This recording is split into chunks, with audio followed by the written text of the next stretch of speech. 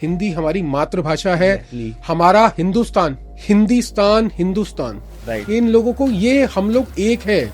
उनको लगता है कि जो मराठीज हैं वो कुछ अलग लेवल पे हैं। ठीक है भाई, तुम होगे, तुम अपने घर पे होगे। क्या ये सुर्खियों में रहने के लिए ये काम हो रहा है? सिर्फ सुर्खियों में रहने के लिए। बनो भाई मुख्यमंत्री, पास करो अपना कानून और फिर बोलो कि महाराष्ट्र में बिना मराठी को एंट्री नहीं करेगा।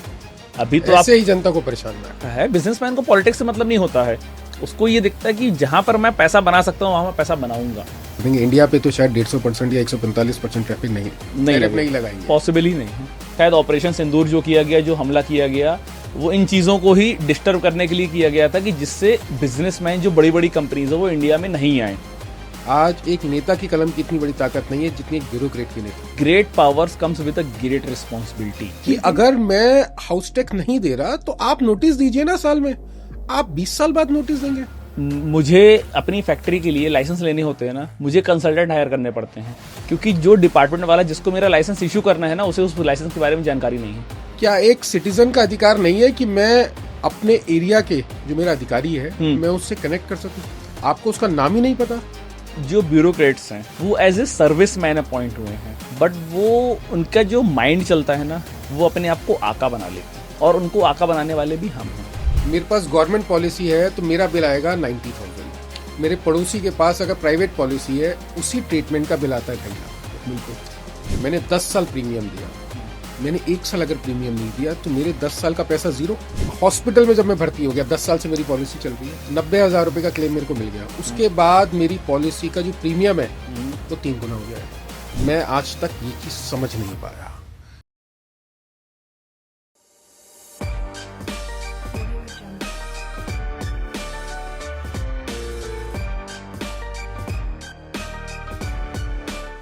Rohit Jain is a national level pistol shooter and multi-millionaire turned business content creator. He began his journey 18 months ago to educate Indians on personal finance and business management. Recently, he established the first oxygen and nitrogen manufacturing plant in Bundelkhand, overcoming bureaucratic challenges over 18 months to ensure no oxygen crisis in the region. Rohit also owns a thriving hotel business and seeks promising investment opportunity, aiming to grow his company value from 1 billion to 100 billion. He has been awarded India's most renowned infotainment creator, top creator and emerging business content creator of 2023 and also Bharat Ratna Shrestha Samman 2024. Rohit is dedicated to empowering individuals through content and business mentorship. So let's welcome Rohit. Thank you so much for inviting me. Sir, honour तो हमारा है। इतने बड़े content creator के साथ हम बैठे हैं, कहते हैं कि millionaire turn business content creator. It's my honour. आज बात करते हैं जी। ऑडियंस को कुछ बढ़िया बढ़िया सी बातें बतानी है। बिल्कुल। पहला मुद्दा हमारी बात का, आजकल ये लैंग्वेज इशू बड़ा चल रहा है, हिंदी मराठी। जी, बहुत ज्यादा। क्या कहना चाहेंगे इसके बारे में? देखिए, लैंग्वेज इशू जो जितना मैंने सोशल मीडिया में वीडियोस देखे हैं, जो मुझे समझ में आ रहा है, एक कैटेगरी होती है युवा नेता की, एक कैटेगरी होती है बेरोजगार युवा नेता की। जो कुछ बेरोजगार युवा नेता होते हैं ना, जिनको ऊपर वाले लीडर्स को अपना नाम बता रहा होता है एनी हाउ, कि उन तक मेरा नाम पहुंचे, वो लोग ये हरकतें करते हैं। ये रिस्पॉन्सिबिलिटी है उन लीडर्स की कि जो जिनको जनता ने इतने टॉप पे बैठा दिया है, उसके बाद अगर आप उनको सपोर्ट कर रहे हो केवल वोट्स के लिए कि यार ये मेरे कार्यकर्ता बने रहें, ये मेरे लिए केवल 2 टाइम के खाने में ना लोगों को मारते पीटते घूमते रहें, तो आप क्या पॉलिटिक्स कर रहे हो, आप क्या सिनेरियो बना रहे हो। दूसरी चीज, अगर महाराष्ट्र से जितने महाराष्ट्र के अलावा जितने लोग हैं, अगर वो चले जाएंगे ना, तो वहां की इकोनॉमी बैठ जाएगी। उनको क्या लग रहा है केवल वो महाराष्ट्र में है इसलिए महाराष्ट्र चल रहा है। और जबकि मैं अब आपको एक डेटा की बात कर लेते हैं जी। 16 अप्रैल महाराष्ट्र गवर्नमेंट ने एक ऑर्डर निकाला था कि Hindi should be treated as a third mandatory language. Exactly. Grade 1 to 4 तक इंग्लिश मराठी ये कंपलसरी है. न्यू एजुकेशन पॉलिसी क्या कहती है? NEP 2020. Yes. At present, 2 languages are being taught from grade 1 to grade 4, and from grade 5th, Hindi can be third language. इनको क्यों इस तरीके से इतनी परेशानी हो रही है? हिंदी हमारी मातृभाषा है. Exactly. हमारा हिंदुस्तान जो वर्ड है, हिंदुस्तान, राइट. इन लोगों को ये हम लोग एक है, लेकिन उन्होंने अपनी जो मेंटेलिटी बना रखी है ना, उनको लगता है कि जो मराठीज हैं वो कुछ अलग लेवल पे हैं. ठीक है भाई, तुम अपने घर पे होगे. आप अच्छा ठीक है, मैं पूछ रहा हूं, जितने वीडियो बना रहे हैं ना, जितने मार कूट कर रहे हैं, इनसे पूछे इंग्लिश नहीं आती होगी. नहीं आती इनको. ये कभी महाराष्ट्र के बाहर नहीं निकलेंगे. इनको बैन कर देना चाहिए. और यहां पर मेरा सवाल गवर्नमेंट से है कि ऐसे लोगों को, मतलब अगर वीडियो भी आ गया, उसके बाद मैं उसके रिपीट वीडियोस भी देखता हूं, उसके आगे की वीडियोस भी देखता हूं कि जो मराठी नहीं बोल रहा है उसके बाद वो माफी मांग रहा है. सर, मारपीट होती है. नहीं, मारपीट होने के बाद ऐसा नहीं है कि एक्शन उनके खिलाफ लिया जा रहा है जो मारपीट कर रहे हैं. कौन सा संविधान कहता है कि आपको अगर मराठी नहीं आती तो आपकी पिटाई होगी? एक ऑटो वाला जो बिहार से बिलोंग करता है, राइट, झारखंड से बिलोंग करता है, उसको बेचारे को मराठी नहीं आती तो उसकी पिटाई हो जाती है. एक टैक्सी ड्राइवर, एक टूरिस्ट, महाराष्ट्र जाने से टूरिस्ट कतराएगा कि मैं ऑटो में चल रहा हूं या मैं किसी गवर्नमेंट प्लेस में जा रहा हूं, मुझे कुछ पॉलिटिकल इन्फ्लुएंशियल लोग मेरी पिटाई ना कर दे. पॉलिटिकल इन्फ्लुएंशियल तो नहीं बोलूंगा मैं उनको. मैंने इनके लिए एक बहुत शब्द वो मेरा फिक्स रहता है, बेरोजगार युवा नेता. जिनके पास बहुत बढ़िया शब्द है. कोई काम नहीं है, उनको केवल अपना फेस दिखाना है.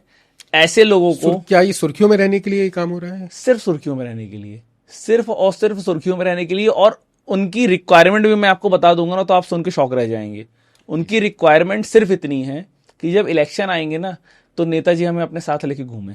हम नेताजी की चौवागिरी करेंगे ना, तो हो सकता है 4 लोग हमको भी जानने लगेंगे. सरकार को इस पे क्यों सख्त कदम नहीं उठाने चाहिए? बहुत सख्त कदम उठाने चाहिए, बहुत ज्यादा. और मैं सख्त कदम के लिए आप जेल में मत डालो, आप उनको बैन कर दो कि आप लाइफ टाइम महाराष्ट्र के बाहर नहीं जाओगे. बोलो बेटा मराठी अब यहीं रह के, जब तक आप लैंग्वेज सीख नहीं लोगे, आप एग्जाम नहीं दे लोगे, आप महाराष्ट्र के बाहर नहीं जाओगे. ये उनके लिए सबसे अच्छी पनिशमेंट है कि महाराष्ट्र से प्यार है, यहीं रहो अब पूरी जिंदगी. ना कहीं जाओ, ना इससे बाहर निकलो. बॉर्डर सीज कर देना चाहिए आप इन लोगों के लिए तो.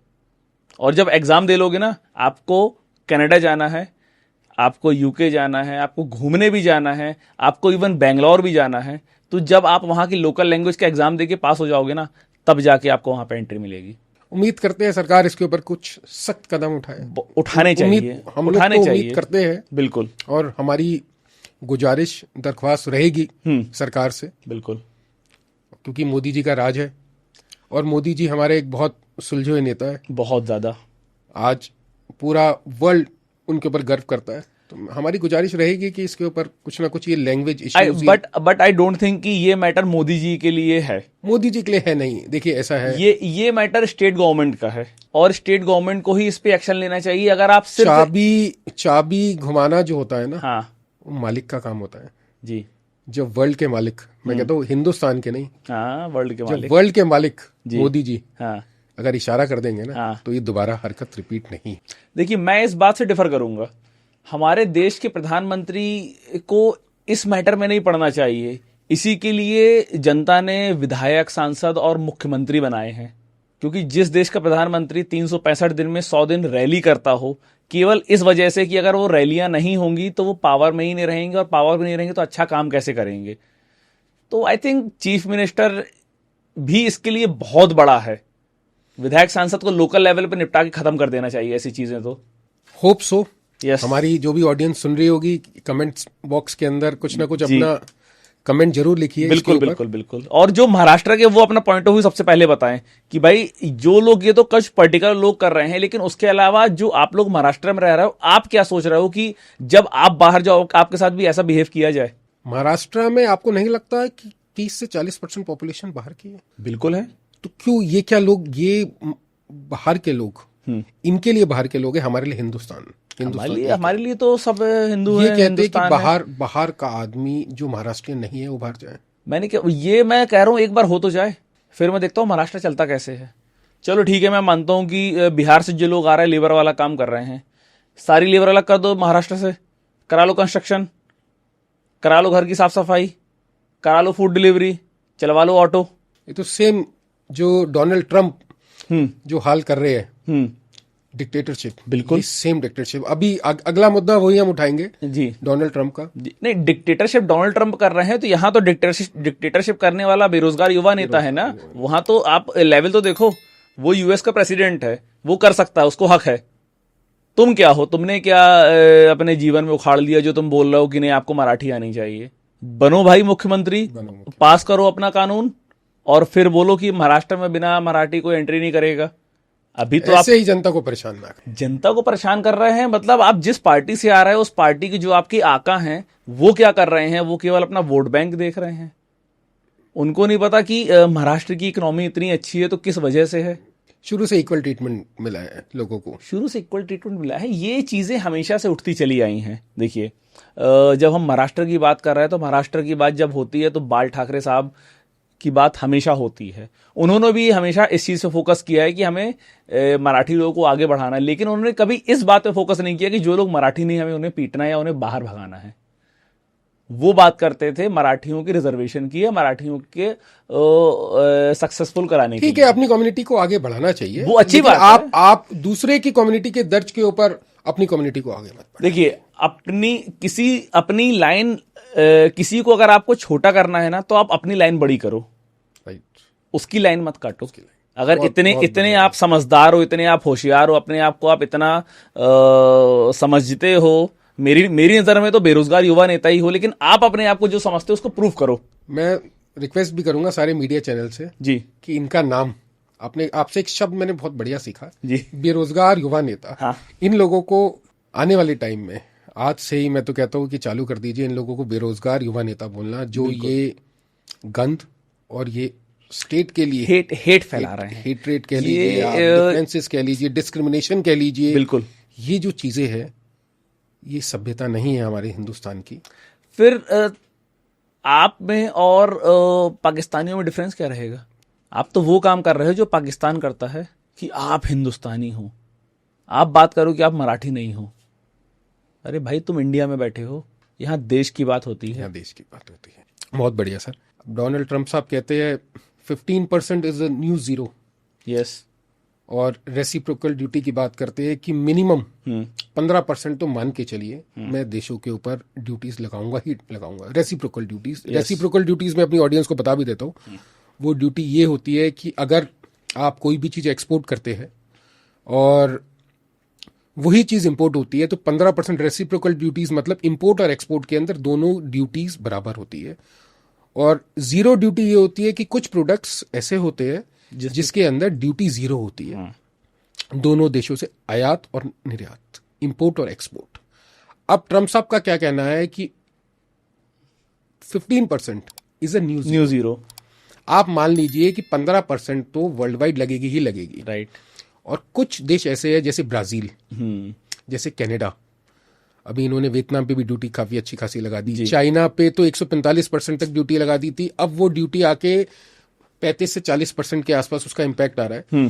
तो 1 अगस्त बहुत बड़ी डेट है, बहुत बड़ी डेट है। क्या कहना चाहेंगे इसके बारे में सर? देखिए, यूएस हमेशा पूरे वर्ल्ड को डोमिनेट करता है। यूएस की एक आदत है, यूएस कभी भी अपने आप को सेकंड पोजीशन पे नहीं देखना चाहता है, और वो है भी नहीं, वो हर चीज में टॉप में है, सुपर पावर है। और हम लोग जब बात करते हैं ना सुपर पावर बनने की, तो हमारे पास एक बहुत बड़ा ड्रॉबैक है, और मुझे ये कहने में अच्छा नहीं लग रहा है, बट मुझे नहीं लगता कि जो हम टारगेट लेके चल रहे हैं ना सुपर पावर का, उसको हम अचीव कर पाएंगे। रीजन बीइंग कि हमारा जो सबसे बड़ा ड्रॉबैक है वो हमारी पॉपुलेशन है। लोग जिसको ताकत मान रहे हैं, मैं उसको ड्रॉबैक मान रहा हूं। हो सकता है लोग कुछ इसके बारे में थोड़ा सा और मैं बता रहा हूं आपको। देखो, आप जब आप 140 करोड़ 150 करोड़ से आप डील करते हो ना, तो चीजें इतनी ज्यादा डिफर हो जाती हैं अब यूएस में एक लिमिटेड पॉपुलेशन है, ठीक है। अब इंडिया में पॉपुलेशन एक पर्टिकुलर कम्युनिटी ने बढ़ाई या फिर पूरे इंडिया ने बढ़ाई, इस पे मुझे नहीं पता, लेकिन हम 140 करोड़ हो गए, ये डेड श्योर है। अब आप कोई भी रिफॉर्म्स लेके आ रहे हो, आप कोई भी लॉ लेके आ रहे हो, आप कोई भी स्कीम लेके आ रहे हो, तो आपको देखो कि आपको कितने लार्ज स्केल में करना पड़ता है। दूसरी चीज, एक सबसे बड़ी चीज ये है कि जब इतनी ज्यादा पॉपुलेशन हो जाती है तो कहीं ना कहीं उतना आपको एम्प्लॉयमेंट भी जनरेट करना पड़ता है, उतना कहीं ना कहीं आपको काम भी जनरेट करना पड़ता है, और वो जब नहीं होता है तो कहीं ना कहीं आपका क्राइम रेट बढ़ता है। आप देखें इंडिया में क्राइम की पोजीशंस क्या हैं। ऐसा नहीं है कि नंबर ऑफ क्राइम्स में हम देख रहे हैं परसेंटेज कम है। भाई जहां की पॉपुलेशन 10 करोड़ है, वहां पे अगर 1% लोग क्राइम कर रहे हैं, तो इंडिया में अगर 140 करोड़ है, तो वो अगर 1% लोग क्राइम कर रहे हैं, तो कितने ज्यादा लोग क्राइम कर रहे हैं। इस वजह से क्या होता है कि देखिए, आप देखोगे इंडिया में गरीब, अमीर, स्लम, हर चीज अवेलेबल है। तो जिस हिसाब से आपकी पॉपुलेशन बढ़ रही है ना, तो अमीर लोग भी बढ़ रहे हैं, गरीब भी बढ़ रहे हैं, लेकिन आपका स्लम भी उसी हिसाब से बढ़ रहा है। राइट। इंडिया में 25 करोड़ से ज्यादा लोग स्लम में रहते हैं। 25 करोड़ से ज्यादा लोगों को ये नहीं पता कि हमें 2 वक्त की रोटी मिलेगी कि नहीं मिलेगी। तो इंडिया के लिए ये बहुत बड़ा ड्रॉबैक है, ये यूएस के पास ड्रॉबैक नहीं है। इस वजह से वो सुपर पावर आज बना हुआ है। और जो बात रही टैरिफ की, देखिए ट्रम्प साहब तो जो सेकंड टर्म में आए हैं ना, उनको पता है कि उनका आखिरी टर्म है। वो अगर उनकी हिस्ट्री पे मैं जाऊं तो वो एक रेसलर रहे हैं। मैं उस टाइम पे बहुत WWE देखा करता था, और जो मैंने डोनाल्ड ट्रम्प को देखा है रेसलिंग में भी ना, उनको ये फर्क नहीं पड़ता कि कोई मेरे बारे में अच्छा सोच रहा है, कोई मेरे बारे में गलत सोच रहा है। रेसलिंग में भी उनका काम केवल उंगली करना था। आप देखोगे तो वो कभी कोई ऐसा नहीं कि बहुत फाइट लड़े हैं। सर स्टेटमेंट्स आए दिन सुबह की और शाम की स्टेटमेंट्स चेंज हो जाती है। एग्जैक्टली उनका, मैं बता ना, रेसलिंग में भी उनका काम क्या था कि मेरे ऊपर लोगों की नजर रहे, वो अच्छी रहे बुरी रहे, लोग मेरे बारे में बातें करें, अच्छी करे बुरी करे, उन्हें फर्क नहीं पड़ता। उन्होंने अपना माइंडसेट क्या बना लिया है कि लोग मेरे बारे में बात करें। अरे आप यूएस के प्रेसिडेंट है, लोग तो ऑटोमेटिकली आपके बारे में बात करते हैं। इनको और कितनी सुर्खियां चाहिए? आपको चीज अच्छी करके दिखाई ना ट्रम्प साहब। देखिए, अच्छी करने के लिए ना आदमी की नीयत नहीं बदलती है। आदमी पैसे कितने भी कमा लो, स्तर वही रहेगा। स्तर वही रहेगा। आपका जो मेंटल लेवल है ना, आप जहां से आते हो, ठीक है, आप यूएस के प्रेसिडेंट बने, आप बहुत होशियार होगे, ऑब्वियस सी बात है, हम दोनों से ज्यादा आप होगे तब आप वहां पहुंच पाए हो। बट लेकिन जो आपकी आदतें हैं वो तो वही रेसलमेनिया वाली बनी हुई है ना, कि 2 लोग लड़ रहे हैं, बीच में जाके उंगली कर दो, किसी तीसरे को और बीच में घुसेड़ दो। दूसरी चीज, आपको फुटेज लेने की आदत है। जैसे इंडिया पाकिस्तान का वॉर हुआ, आप फुटेज ले रहे हो कि मैंने इतने घंटे की मेहनत की, फिर मैंने वॉर रुकवाया, जबकि इस चीज को इंडियन आर्मी ने बिल्कुल डिनाई किया है कि ये जो वॉर रोका गया है, ये इंडिया ने अपनी शर्तों पे रोका, उसमें यूएस का कोई गेम नहीं था, ट्रम्प का कोई रोल नहीं है, कोई रोल नहीं था यूएस का, ट्रम्प का कोई रोल नहीं था। तो आपको फुटेज लेने की आदत है कि यार मैं यूएस का प्रेसिडेंट हूं, मैं वर्ल्ड पावर बना बैठा हूं, तो मुझे तो यार फुटेज चाहिए। जहां तक मेरे ख्याल से टैरिफ का है ना, तो यार देखो, आप इसको डिवाइड करो।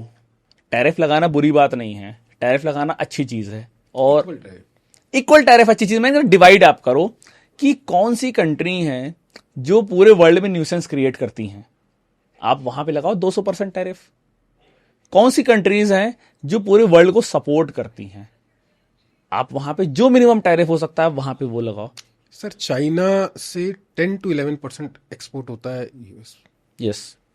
आज वहां पे 245% से फिर 145 किया, 145 से अब 30 से 35% टैरिफ किया।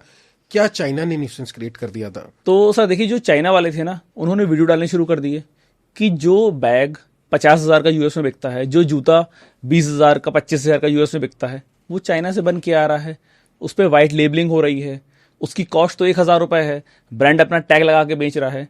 तो यूएस के ब्रांड्स एक्सपोज हो रहे थे, उन्होंने प्रेशर डाला होगा कि भाई अगर आप ऐसा करोगे और वो हमको एक्सपोज कर देंगे तो हमारी तो मार्केट ही खत्म हो जाएगी। कौन हमसे 50,000 का बैग खरीदेगा जब उनको पता चलेगा कि वो 1,000 की कॉस्टिंग में बन रहा है।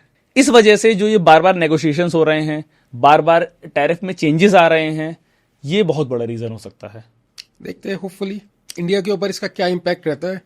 वो 1 अगस्त हम तो भगवान से एक ही चीज की रिक्वेस्ट करते हैं हाथ जोड़ के जी, कि ऊपर वाला हाँ डोनाल्ड ट्रंप को सद्बुद्धि दे। बिल्कुल बहुत जरूरी है, एक ही चीज बहुत क्योंकि जब आप इतनी बड़ी पोजीशन पे बैठते हो ना, तब आपकी रिस्पॉन्सिबिलिटी बहुत ज्यादा बढ़ जाती है। आप केवल इस चीज पे रिलाई नहीं कर सकते कि जो मैं चाहूंगा वो मैं करूंगा। और आज चाइना, रशिया, कनाडा, इंडिया, ये सब अगर कंबाइन हो जाते हैं और यूएस के पास अपनी मैन्युफैक्चरिंग तो है ही नहीं, कुछ भी नहीं है। आज अगर यूएस को वो बहिष्कार कर देते हैं तो यूएस को अल्टीमेटली दबना पड़ेगा, घुटने टेकने पड़ेंगे इन लोगों के आगे। बिल्कुल, क्योंकि मैन्युफैक्चरिंग हब नहीं बोला जाता, आज मैन्युफैक्चरिंग हब चाइना है।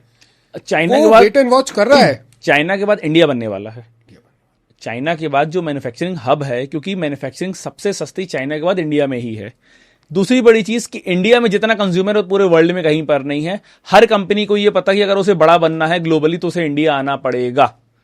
इवन एप्पल को भी ये पता था, और ट्रम्प साहब ने जब मना भी किया कि आप इंडिया में फैक्ट्री नहीं लगाओगे तो उन्होंने मना किया कि नहीं, हम तो इंडिया में फैक्ट्री लगाएंगे, क्योंकि इंडिया एक सबसे बड़ा कंज्यूमर है हमारा। तो जहां पे हमको पैसा दिख रहा है, बिजनेसमैन को पॉलिटिक्स से मतलब नहीं होता है, उसको ये दिखता है कि जहां पर मैं पैसा बना सकता हूं वहां मैं पैसा बनाऊंगा। मास कंजम्पशन है, प्रोडक्ट मास कंजम्पशन है। 150 करोड़ है, 150 करोड़ है। यहाँ चाइना का डिफेक्टिव टॉयज भी बिक जाते हैं। ये तो आईफोन है फिर तो। ये तो आईफोन है। और वैसे भी एक बहुत बड़ी मूव थी चाइना की कि ट्रम्प साहब जितनी मर्जी ड्यूटी लगा ले, हम मैन्युफैक्चरिंग इंडिया से स्टार्ट कर देंगे। इंडिया पे तो शायद 150% या 145% ट्रैफिक नहीं लगाएंगे। पॉसिबल ही नहीं है, पॉसिबल ही नहीं है। आज से 10 साल पहले हो सकता पॉसिबल होता, लेकिन आज तो पॉसिबल नहीं है। तो इसी बात को आगे बढ़ाते हैं, आपने कहा कि इंडिया बहुत एक सुपर पावर बनने वाली है, चाइना को या यूएस को तो कम्पीट नहीं कर सकती। अभी पीछे सुर्खियों में था कि इंडिया थर्ड लार्जेस्ट इकोनॉमी, जबकि मैं ऑडियंस को भी बता देता हूँ कि इंडिया जो है अभी भी 5th लार्जेस्ट है, थर्ड लार्जेस्ट नहीं है। थर्ड लार्जेस्ट नहीं है, इंडिया ग्रोइंग है, डेवलपिंग है, लेकिन हर जगह इंडिया की जो सारी चीजें हैं वो केवल उसकी पॉपुलेशन पे आके अटक जाती है। इंडिया के डेवलपमेंट में ये इतना बड़ा हर्डल बनने वाला है, और मुझे नहीं पता कि यूनिफॉर्म सिविल कोड में क्यों इतना डिले हो रहा है। जो पॉलिसीज बन रही थी 2 चाइल्ड की, वो अभी तक फुल्ली तरीके से एप्लीकेबल क्यों नहीं हो रही हैं, क्योंकि ये चीज 5 साल पहले हो जानी चाहिए थी। अगर 5 साल पहले इस चीज को कर देते तो हो सकता है आज हम वर्ल्ड में नंबर 1 नहीं होते पॉपुलेशन में। सर, वर्ल्ड बैंक का $40 बिलियन अभी हिंदुस्तान को चुकाना है जी, ये डेट है। बिल्कुल है। सबसे पहला काम जो अगर इंडिया करेगा, ये जो लोन इन्होंने ले रखा है वर्ल्ड बैंक से, $40 बिलियन। यस, क्योंकि हम एक चीज तो कह देते हैं कि इंडिया ग्रोइंग है, यस, बहुत बड़ी इकोनॉमी है, लेकिन लोगों को इंडिया के एक्सटर्नल डेटर्स, वर्ल्ड बैंक के लोन्स, इसके बारे में जानकारी नहीं रहती। तो $40 बिलियन आज अगर हम पाकिस्तान की बात करते हैं, yes. हमारे कॉम्पिटिटर देश, पड़ोसी है हमारे, इंडिया का जो हमारा लोन है वर्ल्ड बैंक का, वो 50 गुना ऊपर है पाकिस्तान से। हालांकि पाकिस्तान को मैं कहीं काउंट नहीं करता। ये तो वो कंपैरिजन हो गया ना कि एक छोटा बिजनेसमैन के ऊपर 50 लाख का लोन है और अनिल अंबानी के ऊपर हजारों करोड़ का लोन है, या मुकेश अंबानी के ऊपर हजारों करोड़ का लोन है। देखिए, लोन कभी भी आपको पीछे नहीं ढकेलता है, लोन आपको हमेशा आगे लेके जाता है अगर आप उसका सही यूज करें, सदुपयोग अगर आप करते हैं लोन का, तो लोन आपको हमेशा आगे की तरफ लेके जाता है, आपको पैसा बना के देता है। इंडिया के ऊपर बहुत बड़ा लोन है, बट बहुत सारे ऐसी कंट्रीज भी हैं जिसको इंडिया ने हेल्प किया हुआ है, लोन दिया हुआ होगा। हाँ, मैं अभी ये डेटा बोलता है कि $736 बिलियन इसके एक्सटर्नल डेट है। एग्जैक्टली। अब क्या है, देखिए, लोन लेने से इंडिया ने जो उस पैसे को ना अपने डेवलपमेंट में यूज किया है, इंफ्रास्ट्रक्चर डेवलप किया है।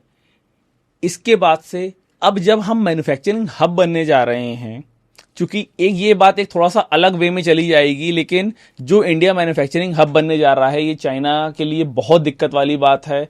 और इस वजह से जो मुझे जानकारी मिली थी कि शायद ऑपरेशन सिंदूर जो किया गया, जो हमला किया गया, वो इन चीजों को ही डिस्टर्ब करने के लिए किया गया था कि जिससे बिजनेसमैन जो बड़ी बड़ी कंपनीज है वो इंडिया में नहीं आए। ये माइट बी पॉसिबल, इसका कोई प्रूफ नहीं है, लेकिन जो सिनेरियो कहता है वो यही कहता है। जब आप इतने बड़े लेवल पे मैन्युफैक्चरिंग हब आप बनेंगे, जब एप्पल जैसी कंपनीज इंडिया में आके अपनी मैन्युफैक्चरिंग करेंगी, तो आपकी इकोनॉमी बढ़ेगी ही बढ़ेगी, एम्प्लॉयमेंट जनरेट होगा, टैक्स कलेक्शन आपका इस समय टॉप में है, तो लोन चुकाना कोई बहुत बड़ी चीज नहीं है। सपोर्ट सिस्टम भी गवर्नमेंट ने, जैसे हम पहले तो बहुत बातें करते थे कि सपोर्ट नहीं है गवर्नमेंट का, गवर्नमेंट ने कुछ पॉलिसीज को अपने ईज आउट किया है, बहुत ज्यादा ईज आउट किया है। बट इस पे मेरा एक से है कि जो ब्यूरोक्रेसी इस समय हावी हो चुकी है। जी, सरकार बदल जाती है, ब्यूरोक्रेट्स नहीं बदलते, ब्यूरोक्रेट्स तो वही रहते हैं, ब्यूरोक्रेट्स वही रहते हैं। और चूंकि इस गवर्नमेंट में ब्यूरोक्रेट्स को पावर ज्यादा मिली हुई है एज कंपेयर टू पॉलिटिशियंस, और वो अपनी पावर का दुरुपयोग भी कर रहे हैं। ऐसा नहीं कि वो दुरुपयोग नहीं कर रहे हैं, सदियों से होता आ रहा है जी, नहीं, सदियों से नहीं होता चला आ रहा है। आज की डेट में जितना दुरुपयोग वो कर रहे हैं, इतना कभी नहीं था। कलम की ताकत, इससे बड़ी ताकत आज एक नेता की कलम की इतनी बड़ी ताकत नहीं है जितनी एक ब्यूरोक्रेट की कलम की ताकत हो गई है। बिल्कुल, ये बात फैक्ट है। एक जीएसटी का अफसर आता है, वो अपनी कलम भी अगर चला देता है तो आपके ऊपर एक पेनल्टी, आप बाद में लड़ते रहिए कोर्ट के अंदर, कुछ आप करते रहिए, अगर आपने उनकी बात नहीं मानी तो उनको अनलिमिटेड पावर्स है, अनलिमिटेड अथॉरिटी है कि आप अपनी कलम का दुरुपयोग कीजिए, जबकि कलम का दुरुपयोग करने के लिए उनको बनाया नहीं गया। राइट, उनको देश की सेवा करने के लिए बनाया गया है। एग्जैक्टली, देश की सेवा करने के लिए बनाया गया है। और आपके ऊपर देखिए, great powers comes with a great responsibility. आपके पास जितनी बड़ी पावर है, आपके ऊपर उतनी बड़ी रिस्पॉन्सिबिलिटी है। लेकिन मैंने बताया ना, इंडिया है, यहाँ पे सब चलता है, और सब चलने के कारण ना बहुत सारे ऐसे लोग चल रहे हैं जिनको जरूरत नहीं है। आज जो छोटा बिजनेसमैन जो सफर कर रहा है ना, उसका रीजन ब्यूरोक्रेसी है। इसके लिए मैं आपको बहुत बड़ा एग्जांपल देता हूं। इंडिया में जो नियम बनाए जाते हैं ना, वो एक नियम बनाया जाता है जिसको हर किसी के ऊपर अप्लाई किया जाता है जी। जबकि आप सोचो कि जो नियम टीयर 1 सिटी के लिए बना है, वो टीयर 4, टीयर 3 सिटी में कैसे एप्लीकेबल होगा। जो नियम आप बना रहे हो कि 100 करोड़ के बिजनेसमैन के लिए है, वही नियम 50 लाख के बिजनेसमैन के ऊपर कैसे एप्लीकेबल होगा। और एक बात मैं आपको बताता हूं, किसी भी डिपार्टमेंट का, मतलब इंडिया में बिजनेस करना थोड़ा सा टफ है as compare to other countries. हो सकता है कि वहां पे सख्ती ज्यादा हो, लेकिन यहां पे सख्ती के अलावा जो मेंटालिटी है ना, वो मैं आपको बता रहा हूं ब्यूरोक्रेसी की। एक अधिकारी जो अपने डिपार्टमेंट का हेड होगा ना, आप उससे जाके पूछेंगे, उसे अपने डिपार्टमेंट के सारे रूल्स एंड रेगुलेशंस नहीं पता होंगे, नहीं पता, पॉसिबल नहीं हो कि इतने ज्यादा हैं। लेकिन वहीं पर एक व्यापारी अगर 50 लाख का बिजनेस भी कर रहा है ना, तो उससे उम्मीद क्या की जाएगी कि उसके बिजनेस में जितने लाइसेंस लगते हैं, उसे उन सब की जानकारी, उसके सारे नियम पता होने चाहिए, उसे फायर की नियम भी पता होने चाहिए, उसे पोल्यूशन के नियम भी पता होने चाहिए, उसे म्युनिसिपल कॉर्पोरेशन के नियम भी पता होने चाहिए। तो वो सुपरमैन नहीं है। उसका काम सिर्फ व्यापार करना है, उसका काम बिजनेस करना है, उसका काम आपके नियम जानना नहीं है। अगर नियम आप चाहते हैं कि वो जाने, तो आप उसको एजुकेशन दीजिए ना उस चीज को। बिल्कुल, आप जब आपके एजुकेशन सिस्टम पे तो उसका कोई इम्पैक्ट नहीं है। हमें तो बोला जाता है आज ब्यूरोक्रेसी को एज ए टीचर सामने आना चाहिए, एज ए प्रोफेसर सामने आना चाहिए। जो एक बिजनेस कर रहा है वो एक लेमैन है, एग्जैक्टली उसको नहीं पता इन जानकारी के लिए आपको फायर का लाइसेंस चाहिए। ये तो कुछ एक कॉमन सी चीजें हैं जो कि अब पता लग गई है। जब इन लोगों ने विजिट्स चालू करी है, विजिट्स चालू करके रिश्वतें मांगनी जब चालू करी है, बिल्कुल, तो आदमी कहता है कि अच्छा मेरे को फायर का लाइसेंस भी लेना है, मेरे को वेयर हाउस का लाइसेंस भी लेना है, मेरे को ट्रेड लाइसेंस भी लेना है, मेरे को और दुनिया भर के लाइसेंस लेने हैं। आज दिल्ली जैसी जगह के अंदर, मैं आपको एक छोटा, मैं डिपार्टमेंट का नाम नहीं लूंगा, सपोज हाउस टैक्स की अगर हम बात करते हैं, 20-20 साल पुराने रिकॉर्ड आ जाते। अरे आपकी एक रिस्पॉन्सिबिलिटी थी, बिल्कुल एग्जैक्टली, अगर मैं हाउस टैक्स नहीं दे रहा तो आप नोटिस दीजिए ना साल में। आप 20 साल बाद नोटिस देंगे, आप 20 साल बाद नोटिस देंगे। प्लस उसके अलावा, ये तो बहुत आपने छोटी बात कही है, मैं आपको और बात बता रहा हूं। मुझे अपनी फैक्ट्री के लिए लाइसेंस लेने होते हैं ना, मुझे कंसल्टेंट हायर करने पड़ते हैं, क्योंकि जो डिपार्टमेंट वाला जिसको मेरा लाइसेंस इशू करना है ना, उसे उस लाइसेंस के बारे में जानकारी नहीं है। मैं अपना पैसा खर्च करके कंसल्टेंट हायर करता हूं, उनसे पूछता हूं, वो मेरा लाइसेंस अप्लाई करवाते हैं, तब जाके वो अप्रूव करते हैं। जबकि उनकी रिस्पॉन्सिबिलिटी है कि आप मुझे जानकारी दो। अगर मुझे कोई पर्टिकुलर लाइसेंस चाहिए है तो आपके ऑफिस में बंदा होना चाहिए जो मेरे लिए लाइसेंस अप्लाई करे। मेरा काम बिजनेस करना है, मेरा काम उस बिजनेस से प्रॉफिट निकालना है और गवर्नमेंट को टैक्स देना है। मेरा काम इन सब चीजें पछड़ों में उलझना नहीं है कि मैं पेपर्स बनवाता घूमूं। मैं पेपर्स अपने बनवाऊंगा, लेकिन लाइसेंस आप अप्लाई करवा के आप उसको अप्रूव करवाओगे, ये आपका काम है। सरकारी वेबसाइट्स, गवर्नमेंट की वेबसाइट्स, हाँ। किसी अधिकारी का मोबाइल नंबर मेंशन नहीं होता अधिकतर। अब तो फिर भी थोड़ा बहुत होने लगा है। अधिकतर मेंशन नहीं होता है। ईमेल आईडीज जो मेंशन होती है वो आपके पास रिवर्ट आ जाएगी। आई एग्री। नोटिफिकेशन आपके पास। लैंडलाइन नंबर्स जो मेंशन्ड है वो कभी उठेंगे नहीं। क्या इसके बारे में, क्या वैसे हम बात करते हैं टेक्नोलॉजी की अपग्रेडेशन की, क्या इसके ऊपर कोई अपग्रेडेशन नहीं होनी चाहिए? क्या एक सिटीजन का अधिकार नहीं है कि मैं अपने एरिया के जो मेरा अधिकारी है मैं उससे कनेक्ट कर सकूं? आपको उसका नाम ही नहीं पता। एक्चुअली इसका एक बहुत बड़ा रीजन क्या है कि जो ब्यूरोक्रेट्स हैं वो as a service man appoint हुए हैं, बट वो उनका जो माइंड चलता है ना, वो अपने आप को आका बना लेते हैं, और उनको आका बनाने वाले भी हम हैं। क्योंकि रिस्पेक्ट देना एक अलग चीज है, लेकिन आप सर्वे सर्वा हो ये अलग चीज है। आप अपने पद का दुरुपयोग कर रहे हो ये गलत चीज है। दूसरी चीज, आप इतनी कम नॉलेज लेके किसी भी अधिकारी को ना केवल उतनी जानकारी होती कि जहां तक मैं सामने वाले को डरा सकूं। मैं ऐसे बहुत लोगों से डील करता हूं, क्योंकि मेरी फैक्ट्री में कम से कम मुझे 17 से 18 लाइसेंस चाहिए होते हैं। तो मैं जब लोगों से डिस्कस करता हूं ना, मेरे को जिस ग्रेड का मेडिकल लाइसेंस चाहिए था मैन्युफैक्चरिंग का, मेरे एरिया के ड्रग इंस्पेक्टर को उस लाइसेंस की जानकारी नहीं थी। कहने को वो ड्रग इंस्पेक्टर हैं और मैं बिजनेस कर रहा हूं, मुझे जानकारी होनी चाहिए। मैं पढ़ता हूं, फिर उनको समझाता हूं, फिर काम करवाता हूं। तो आप देखो ना कि मतलब अगर मैं कैपेबल हूं तो मैं कर रहा हूं, आप नहीं हो तो आप कैसे करोगे? आपके पास कंसल्टेंट हायर करने का पैसा नहीं, आप कैसे करोगे? इसी वजह से गवर्नमेंट स्कीम तो बहुत लेके आ रही है कि हम छोटे व्यापारी को उठाएंगे, हम किसानों को उठाएंगे, हम MSMEs को बढ़ावा देंगे। लेकिन बढ़ावा कैसे मिलेगा? सर, सरकार अपने लेवल पे कर रही है। आज मिनिस्टर अपने लेवल पे चाहते हैं कि गवर्नमेंट की, इंडिया की डेवलपमेंट, भाई इंडिया, वो भी उनको भी पता है कि आज अगर हम 5th है, हम लोगों को, हम एटलीस्ट एक टारगेट बना के चले कि हम 3rd पे आए, 2nd पे आए। वो अपने जो बेस्ट प्रयास है, बेस्ट एफर्ट्स जो है, they are doing their best efforts. लेकिन अगर ब्यूरोक्रेसी ही खराब है, देखिए हम कहते हैं गवर्नमेंट चेंज हो गई है, अरे हम एक बार आपको कहते हैं कि आप एक बार ब्यूरोक्रेसी चेंज करके देखिए।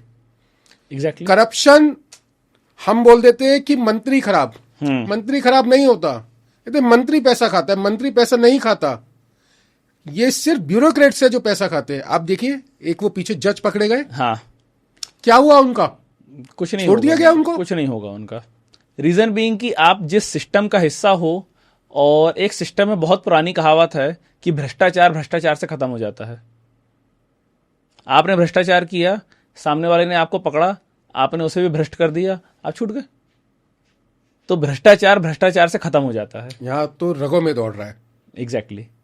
आज खून के साथ हाँ। एक टेस्टिंग और चालू करवा दीजिए। आप जितने भी टेस्ट करने आते हैं ना, इनसे एक टेस्ट करवा दीजिए, करप्शन टेस्ट कितना है।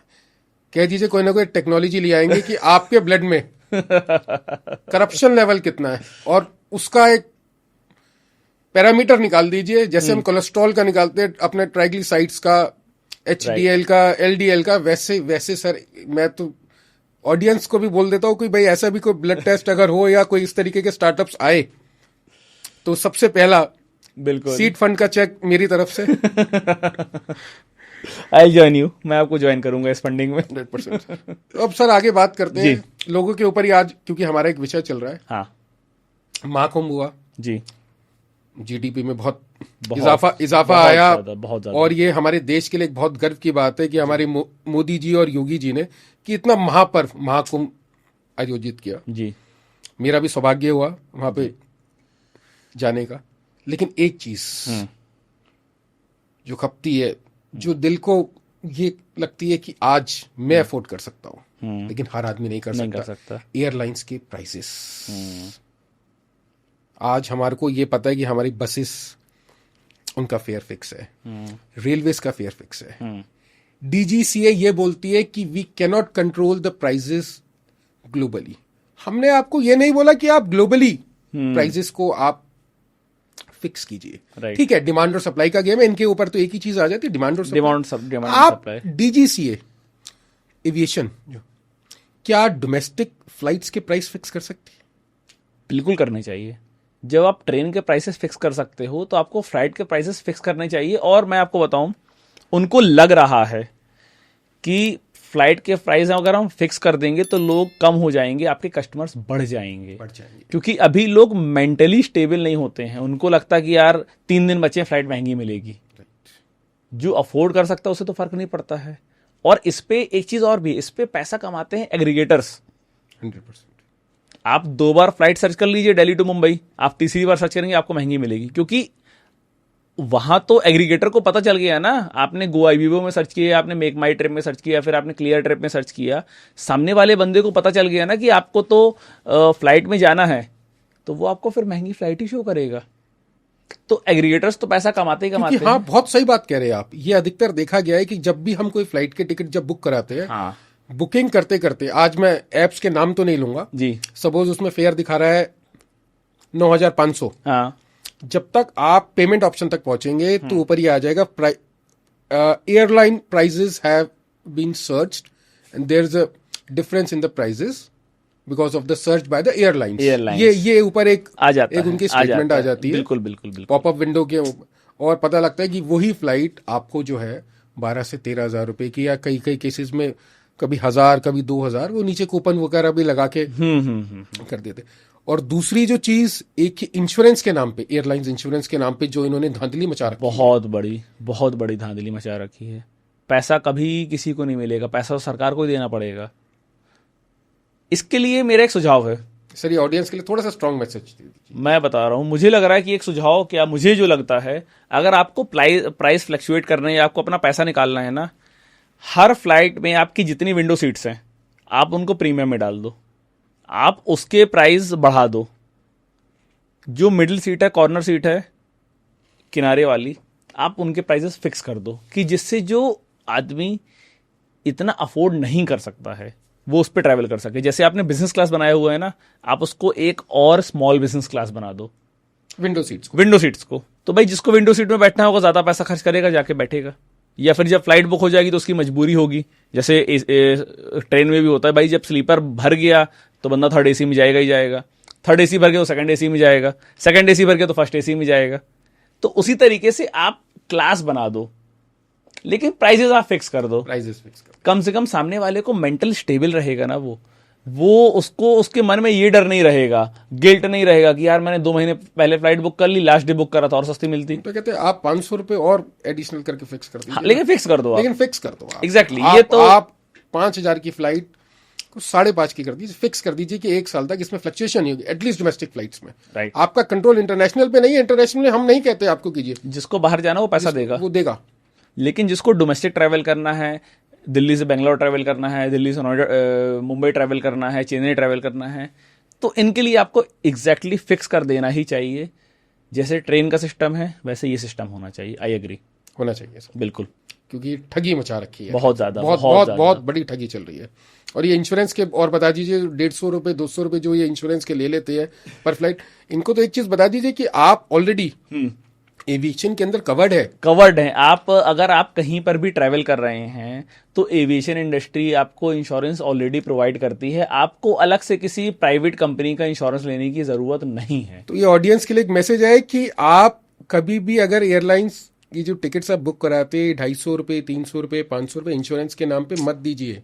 आप उसको उस कॉलम को टिक मत करिए। इवन रेलवेज भी इंश्योरेंस कराता है, जब आप IRCTC की वेबसाइट पे जाओगे, लेकिन उसका इंश्योरेंस का प्राइस कितना है? 45 पैसा, 45 पैसा पर पर्सन।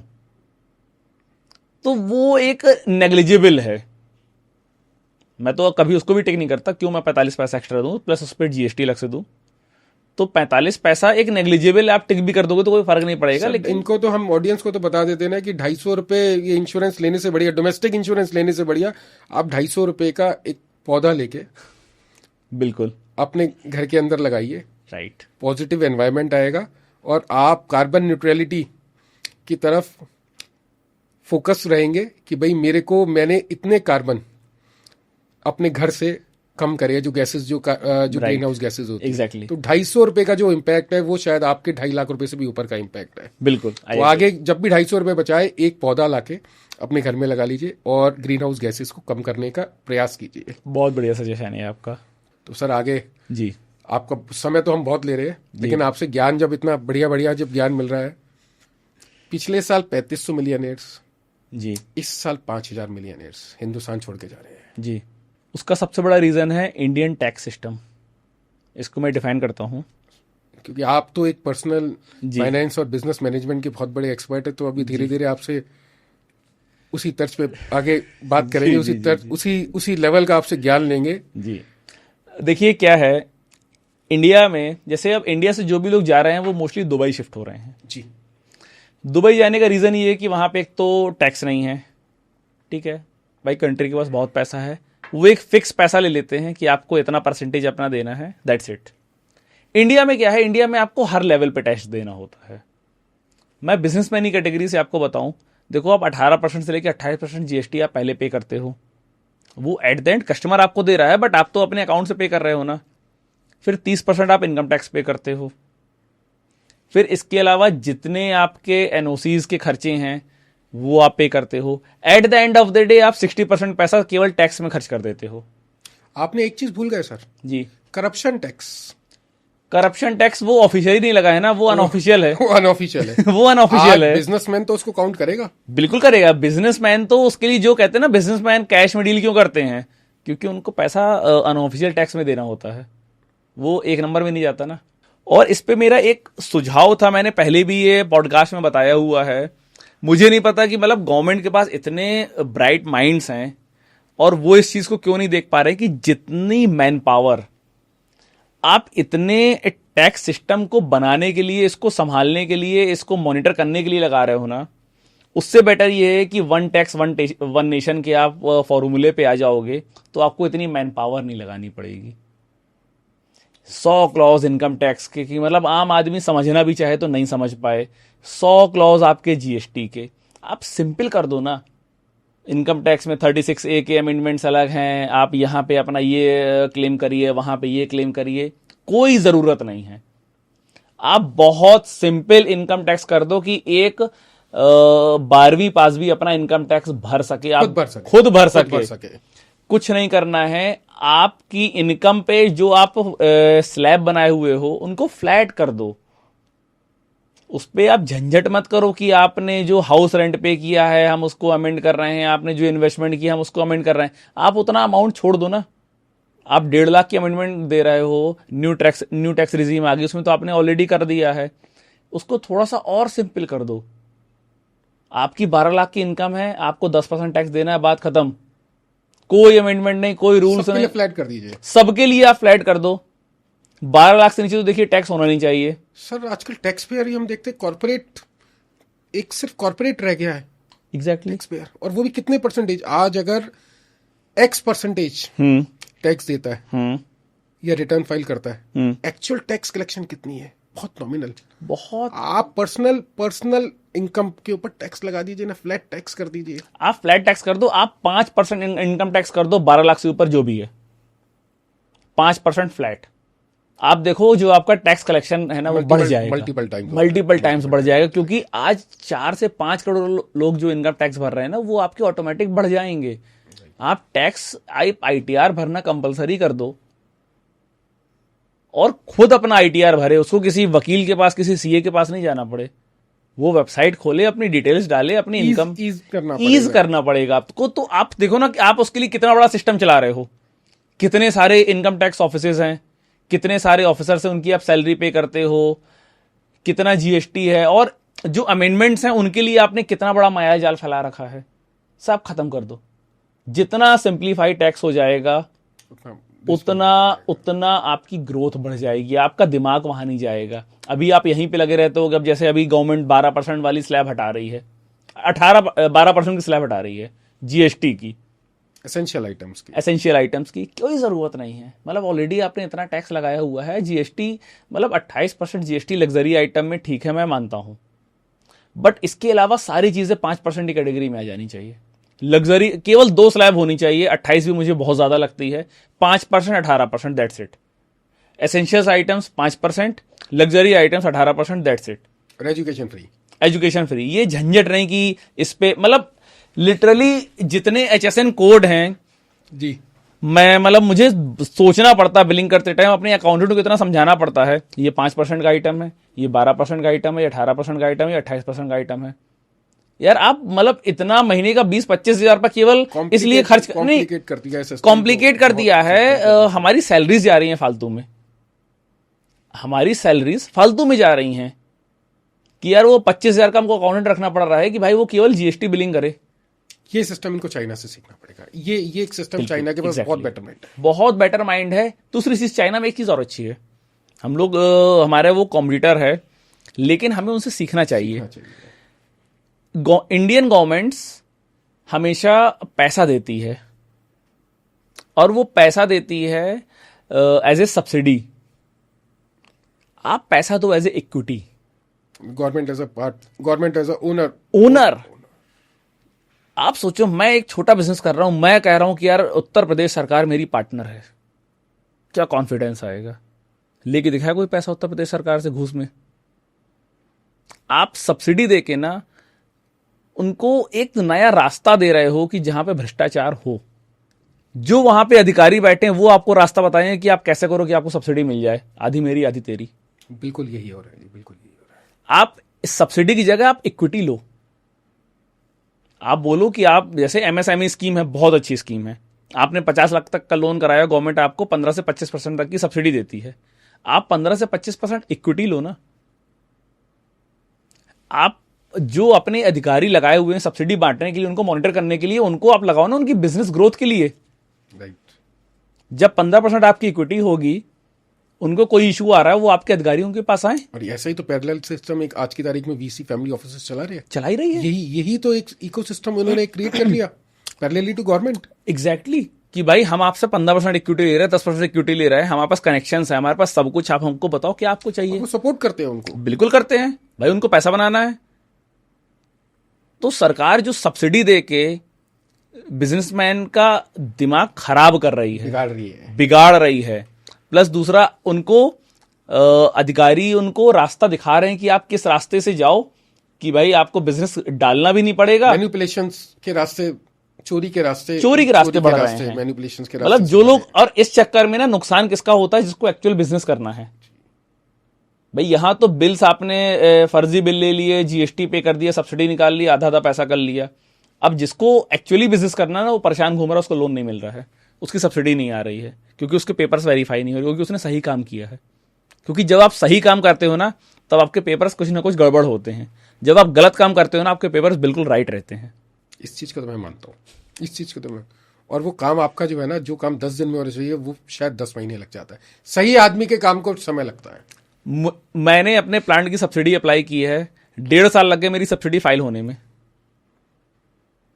क्योंकि वो ऐसे पेपर्स की आपके पास डिमांड है जो शायद वर्ल्ड में एग्जिस्ट भी नहीं करते हैं। और जताना क्या चाहते हैं इस तरीके के डॉक्यूमेंट्स लेके? जताना ये चाहते हैं कि जब हम आपको परेशान करेंगे, हम आपके पास जाएंगे, तो हम आपसे रास्ता पूछेंगे, जेब भी डीली करेंगे, तब आप बिल्कुल एग्जैक्टली परसेंटेज का डिस्कशन होगा कि भाई कितनी बड़ी सब्सिडी आने वाली है, उसमें कितना परसेंटेज हमारा रहेगा। तो चीजें बहुत कॉम्प्लिकेट हैं यहां, और यही रीजन है कि लोग इंडिया छोड़ के ना दुबई शिफ्ट हो रहे हैं। वो कह रहे हैं कि झंझट नहीं पालना यार। यूएस ने तो खैर अभी मना कर दिया है। यूएस मैंने बताया, यूएस देखिए कभी भी भीड़ नहीं लेगा। यूएस हमेशा बहुत स्ट्रिक्ट रहता है अपने वीजा को लेके, अपने ग्रीन कार्ड को लेके, क्योंकि उसको पता है कि अगर हमने अपनी पॉपुलेशन बड़ी कर ली तो वो हमारे लिए ना सरदर्दी बन जाएगी। क्योंकि एक लिमिटेड चीज को ट्रैक करना, एक लिमिटेड चीज से साथ डील करना जितना इजी होता है ना, वो एक अनलिमिटेड चीज के साथ नहीं होता है। इसी वजह से आप देखो, हर इंडिया के हर ऑफिस में स्टाफ की कमी है, हर आदमी का काम डिले हो रहा है, क्योंकि लोग ही इतने हैं। जहां पे 100 लोग होने चाहिए वहां पे 1000 आदमी खड़ा है। एक फॉर्म निकलता है, वैकेंसी 200 एम्प्लॉयज की है, 2 लाख बच्चे 20 लाख बच्चे फॉर्म भर रहे हैं। फिर उनका एग्जाम कराने के लिए आपको कितना मैन पावर की रिक्वायरमेंट होती है, कितने पैसे की रिक्वायरमेंट होती है। तो पॉपुलेशन को जितनी प्रोसेसेस को बहुत कॉम्प्लिकेट कर दिया है, जिस वजह से लोगों का मन ऊब जाता है, लोग परेशान हो जाते हैं। और फिर जब जिसके पास पैसा आ जाता है, कहता भाई अब तो मेरे पास पैसा है, मैं तो निकला। क्योंकि वहां पे फिर एक पर्टिकुलर लेवल तक ना आपका देश प्रेम रहता है। लोग कहते हैं ना, मतलब मैं देश प्रेमी हूं, मुझे इंडिया से बहुत प्यार है। प्यार है, लेकिन इंडिया भी तो मुझसे करे प्यार। वन साइडेड प्यार करके मैं क्या करूंगा। तो देश प्रेम ना एक लेवल तक रहता है, उसके बाद उसको लगता है कि यार मेरी फैमिली, मेरा बिजनेस, मेरा पैसा, अर्निंग तो चाहिए। फिर जब सामने वाला मेरे बारे में नहीं सोच रहा तो मैं सामने वाले के बारे में क्यों सोचूं। फिर तो हम इंसान ना। इस वजह से लोग इंडिया छोड़ के जा रहे हैं। और इनको जितनी जल्दी आप सिंप्लीफाई करते चले जाओगे ना, सिंप्लीफाई करने के चक्कर में आप कॉम्प्लिकेट कर रहे हो, ये आप समझ नहीं रहे हो। लेकिन जितनी जल्दी आप सिंप्लीफाई करोगे ना, उतनी जल्दी आप डेवलप करोगे। सर, 1 मिलियनियर जब देश छोड़ के जाता है, 1 मिलियनियर, तो वो हम लोगों के इंडिया भी अगर एक परसेंटेज में देखें कितना पीछे जा रहे हैं। अगर टोटल एक एक्यूमुलेटेड अगर हम डेटा निकालेंगे 10 साल में, तो हम पीछे चले जाएंगे। पीछे हम 2 तरह से जा रहे हैं। जो 1 मिलियनियर गया है ना, उसमें से 50% ऑफ तो वो होगा कि जिसके पास बहुत पैसा होगा, जो इंडिया में टैक्स दे रहा होगा। तो एक तो आपको टैक्स का लॉस हुआ, 50% वो होगा जो काम की तलाश में गया। जो काम की तलाश में भी गया है, यहां से आपकी जगह खाली हुई है। वो बात तो ठीक है कि भाई आपकी पॉपुलेशन ऑलरेडी ज्यादा थी, लेकिन जब यहां का आदमी बाहर जाके काम कर रहा है ना, तो वो कोई बहुत अच्छी लाइफ नहीं जी रहा है। हम लोगों को लगता है कनाडा का बहुत हल्ला है पूरे पंजाब में, आप कनाडा चले जाओ, आधे सरदार भरे हुए हैं, कोई वो उनकी बहुत अच्छी लाइफ नहीं है। जब भी आपका देश का नागरिक आपको छोड़ के जा रहा है ना, तो ये आपका फेलियर है। वो किसी भी रीजन से जा रहा है, कि उसके पास काम नहीं है, कि उसके पास पैसा आ गया, कि उसके पास सिक्योरिटी नहीं है, कुछ भी रीजन हो सकता है, सपोर्ट नहीं है, या कोई सपोर्ट नहीं है। तो ये फेलियर है हमारी सरकार का। थोड़े से प्रोसेसेस को सिंप्लीफाई, प्रोसेसेस बहुत बिल्कुल प्रोसेस जितने सिंपल हो जाएंगे, मतलब प्रोसेस इतना सिंपल होना चाहिए कि एक आम आदमी ना उनको समझ सके, उनको कर सके। आपको हर समय किसी कंसल्टेंट की जरूरत नहीं पड़े। कंपनी खोलने में 1.5 महीना लगा देते हैं। आज एक कंपनी खोलने में आप चाइना की बात कर लीजिए, आप यूएस की बात कर लीजिए, 3 दिन बस मैक्सिमम। 3 दिन आप डॉक्यूमेंट्स अपलोड कीजिए, कंपनी को लीजिए। हाँ, तो आप चक्कर लगाते रहिए। नहीं, ऑनलाइन एक्चुअली क्या है ना, जैसे जैसे गवर्नमेंट सिस्टम ऑनलाइन कर रही है ना, चीजें कॉम्प्लिकेट हो रही हैं। मैं आपको बता रहा हूं कैसे। ऑनलाइन उन्होंने इतना कॉम्प्लिकेट कर दिया है, ऑनलाइन के फॉर्म इतने कॉम्प्लिकेट कर दिए हैं कि जब आप भरने बैठते हो ना, तो आप भर नहीं पाते हो। इवन एक पढ़ा लिखा इंसान भी नहीं भर पाता है। अब जब आपको फॉर्म समझ में नहीं आ रहा है, तो आप अप्लाई कैसे करोगे? आप किसी न किसी कंसल्टेंट के पास जाओगे, कंसल्टेंट ने अप्लाई कर दिया, अब सामने वाले अधिकारी को समझ में नहीं आ रहा कि उसने भरा क्या, क्योंकि इतनी नॉलेज तो उसको भी नहीं है ना, इतनी नॉलेज तो उसको भी नहीं है। तो वो फिर आपको कॉल करेगा, वो आपसे पूछेगा ये क्या है, ये क्या है, ये क्या है। फिर वो आपको ऑफिस बुलाएगा, फिर आप उसको समझाओगे, आप उसको पैसा दोगे, तब जाके आपका काम होगा। अब क्या होता है, पहले क्या होता था, आपने कहीं गलती की है, आपने पैसा दिया, आपकी गलती दब गई। अब चूंकि सिस्टम ऑनलाइन हो गया है, तो आपको अपनी चीजें भी सही करनी है और पैसा भी देना है।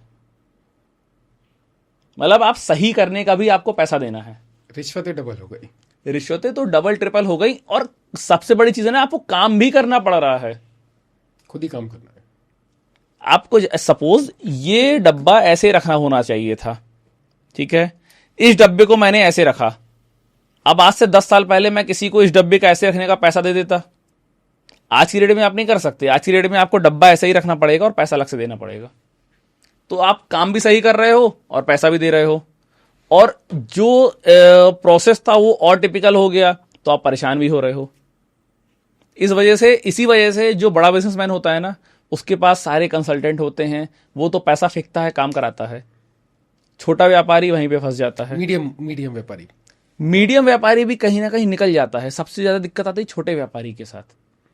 जो बिजनेसमैन साल का 1 लाख रुपए से कम कमाता है, उसके साथ सबसे ज्यादा दिक्कतें हैं, क्योंकि लाइसेंस तो उसके लिए उतने ही हैं, फीस भी उतनी है, लाइसेंस लाइसेंस की, परेशानियां भी उतनी ही लाइसेंस की, तो वो सफर करता है। और अर्निंग उस लेवल की है नहीं। लेकिन सारे आपको काम उतने ही करने हैं। मैं यही बोलता हूं कि इंडिया में जो सबसे बड़ा इशू यही है कि जो नियम बनते हैं ना, वो सबके लिए सेम बनते हैं। 5 करोड़ वाले के लिए भी वही नियम है, 1 लाख वाले के लिए भी वही नियम है। ये नहीं होना चाहिए। Confederation of All India Traders, mister Praveen Khandelwal ji की एक मानसून सत्र के अंदर एक समीशन गई है जी कि डार्क स्टोर्स को बंद करा जाए। ठीक है। जितने आपकी स्विगी, जोमेटो, ब्लिंकिट, इंस्टामार्ट, ये छोटे व्यापारी को खा रहे हैं। ठीक है। क्या कहना चाहेंगे सर? देखिए, इस पे छोटे व्यापारी को नहीं खा रहे हैं। वो इसलिए नहीं खा रहे हैं, वो एम्प्लॉयमेंट भी जनरेट कर रहे हैं। हमको ये भी देखना है कितने लोग हैं जिनका घर चल रहा है डिलीवरी से। करोड़ों लोगों का। आज की डेट में आप देखो, मैं इस सोसाइटी में देखता हूं, अगर आप गेट पे खड़े हो जाओ ना 1 घंटे में आपको मिनिमम 200 राइडर मिल जाएंगे, जो स्विगी, जोमेटो से, ब्लिंकिट से, इंस्टामार्ट से आपका सामान लेके आ रहे हैं। तो वहां भी एम्प्लॉयमेंट जनरेट हुआ। दूसरी चीज, this is not your right कि आप किसी का धंधा बंद करा दो। आपको किसी का बिजनेस बंद कराने का हक नहीं है। तर्ज ये है कहने का कि competition commission of India, CCI, ये कहती है कि आप कोई भी 90 रुपए की चीज अगर 91 रुपए में बेच रहे हैं तो ठीक है, आप उसको 88 रुपए में नहीं बेच सकते। भाई, जब गवर्नमेंट ने एक डिपार्टमेंट बना रखा है CCI, competition commission of India, तो वो ये मेल प्रैक्टिसेस ऑफ ट्रेड या जो भी डिस्काउंट स्ट्रक्चर्स होते हैं, इसको स्टडी करती है। बिल्कुल। तो क्या आज जेप्टो 100 रुपए की चीज 95 रुपीज अगर वो बेच रहा है, क्या वो सही है? आज छोटे व्यापारी को जो एक किराना स्टोर्स जो है, जो हमारे 100 सालों से चलते आ रहे हैं, हर गली, हर मोहल्ले के किनारों के अंदर खुले, आज किसी सोसाइटी में चले जाइए आप, एक स्टोर खुला हुआ है। बिल्कुल। आदमी जाता है, सामान लेकर आता है, राइट। वो 100 रुपए की चीज 102, 105, 110 में बेचेगा, आदमी खरीदता भी है। तो एम्प्लॉयमेंट तो एक तरफ तो स्विगी, जोमेटो, इंस्टामार्ट ये एम्प्लॉयमेंट जनरेट कर रहे हैं, एक लेवल की एम्प्लॉयमेंट इन लोग, ये व्यापारी भी तो है। नहीं, ये व्यापारी हैं, लेकिन इन व्यापारी के कंपैरिजन में जॉब कितनी जनरेट हो रही है, हमको ये भी देखना पड़ेगा। अगेन वही बात आ जाती है कि 140 करोड़ एक दुकानदार के एवरेज में अगर 10 राइडर को जॉब मिल रही है, तो एथिकली तो 10 वाले सही हैं भाई। अगर एक का धंधा बंद हो रहा है और 10 लोग को उससे जॉब मिल रही है, तो कौन सही हुआ? कायदे से तो ठीक है, कायदे से ठीक है, लेकिन वो बेचारा क्या करे? देखिए, यहां पर एक रोल और आता है टेक्नोलॉजी का।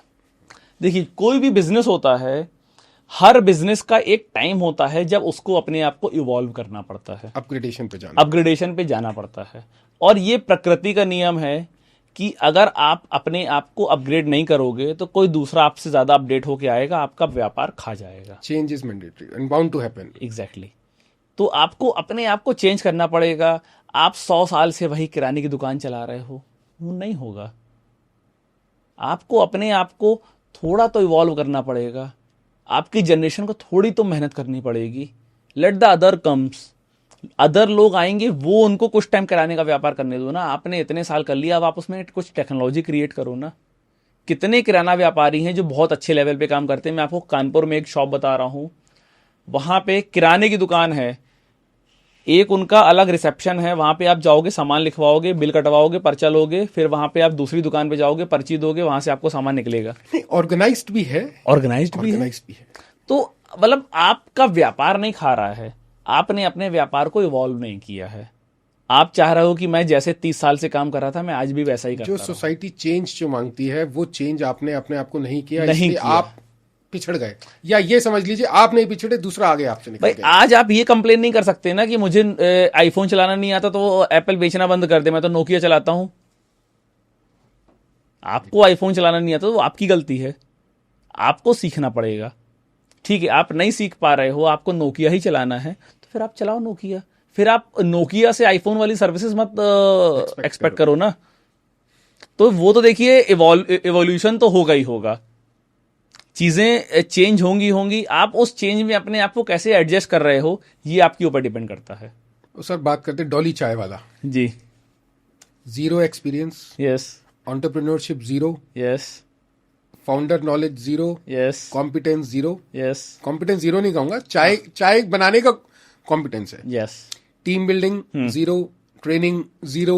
कंसल्टेंट्स हायर करता है, जैसे अभी आपने बताया कि कंपनीज एक टाइम पे क्या होता है कि डॉली चाय वाले के पास गई जी कि जी कंसल्टेंट्स हायर कर लो, हम आपकी फ्रेंचाइजी निकाल देंगे, 42 लाख 45 लाख 50 लाख अलग अलग कैटेगरीज बना दी। बिल्कुल। तो कह रहे लाखों एप्लीकेशंस आ गई है, आ गई होंगी। क्या फ्रेंचाइजी चला लेगा वो?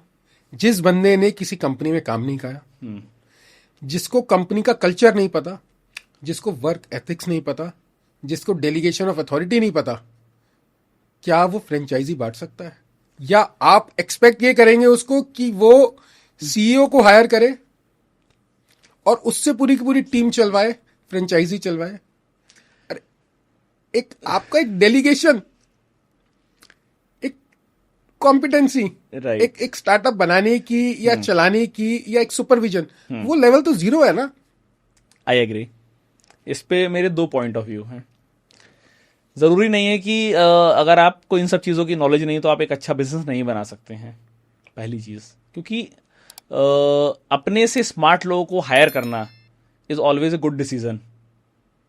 आप भगवान नहीं हो सकते हैं, आप हर चीज़ के ज्ञाता नहीं हो सकते हैं, आपको सारी चीज़ें नहीं आ सकती हैं। मैं ऑक्सीजन प्लांट चलाता हूं, मुझे 1% नहीं पता कि प्लांट कैसे चलता है। I know the process, but मैं नहीं चला सकता, मैंने उसके लिए इंजीनियर्स हायर किए हुए हैं। तो अपने से स्मार्ट लोगों को हायर करना अगर आपको आता है और आप करते हैं तो आप एक बहुत अच्छे लेवल पे हैं, पहली चीज़।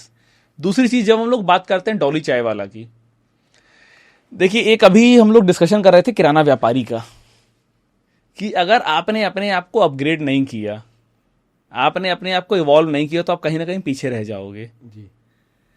उसने जो बिजनेस किया उसकी बहुत लोग उसको गालियां देते हैं, बहुत लोग उसके बारे में नेगेटिव बोलते हैं। मैं भी कोई बहुत बड़ा फैन नहीं हूं, बट मैं किस चीज का फैन हूं, उसने अपने एक यूनिक चीज की। कोई चाय बनाना रॉकेट साइंस नहीं है। आपने नौटंकी कर रहे हो, आप कलर करा के बाल और चश्मा लगा के और बाउंसर्स खड़े करके आप चाय बना रहे हो, आप अपने काम को एंजॉय कर रहे हो। आप अपने काम को एंजॉय कर रहे हो, आपने अपने काम को एंजॉय किया। फिर तो देखिए इंडिया है, एक आदमी को थोड़ी सी फुटेज मिलती है तो ऑब्वियस सी बात है फिर उसको सर पे चढ़ा दिया जाता है। रिकॉग्निशन बहुत अच्छी मिल गई, बहुत अच्छी रिकॉग्निशन मिल गई। इसके बाद अगर आज की डेट में वो फ्रेंचाइजी बढ़ाना भी चाहता है, सीईओ हायर करके कंपनी चलाना भी चाहता है, तो उसमें कोई बुराई नहीं है। लेकिन चाय की फ्रेंचाइजी बहुत ज्यादा सक्सेसफुल नहीं होती है। रीजन बीइंग कि जो चाय ऐसा आइटम है ना कि हम अपने हाउस होल्ड में भी कंज्यूम करते हैं। 5 रुपए 7 रुपए की चाय टपरी पे भी मिल जाती है। 100 रुपए की चाय पीने, 200 रुपए की कॉफी पीने आप केवल तब जाते हो जब या तो आप अपनी गर्लफ्रेंड के साथ होते हो या फिर आप किसी ऐसे बंदे के साथ होते हो जिससे आपको पैसा चाहिए है। बिजनेस मीटिंग हो गई, बिजनेस मीटिंग्स हो गई, मीटिंग हो गई, या कोई आप डील मैच्योर करने जा रहे हो, कहाँ है जी कॉफी पीने बैठ जाओ, कॉफी नहीं पीनी तो चाय पीने बैठ चाय जाओ। पीने बैठ जाओ। तो केवल इन 2 सिनेरियो में आप चाय और या कॉफी 100 रुपए और 250 रुपए की पीते हो। आपने कभी अकेले इंसान को सीसीडी में बैठ के या स्टारबक्स में बैठ के कॉफी पीते देखा है? नहीं देखा होगा। हमेशा 2 लोग 3 लोग मिलेंगे। तो या तो वो गर्लफ्रेंड के साथ गया है या फिर वो किसी ऐसे स्टार्टअप फाउंडर को लेके आया है या फिर किसी इन्वेस्टर को लेके आया है जिसको वो समझा रहा है। तो जो चाय का फ्रेंचाइजी मॉडल, जैसे अभी एमबीए चाय वाला भी आए थे, प्रफुल्ल भाई ने अपनी फ्रेंचाइजी बांटी, लेकिन लोगों ने एक चीज़ नहीं देखी ना कि वो चाय नहीं बेच रहे थे, वो अपने सपने बेच रहे थे और वो बेचने में बहुत माहिर हैं। उन्होंने लोगों को अपने सपने बेचे, लोगों ने खरीदे। आपने उनकी फ्रेंचाइजी ली, आप अपने सपने ऑडियंस को नहीं बेच पाए तो आप फेल हुए।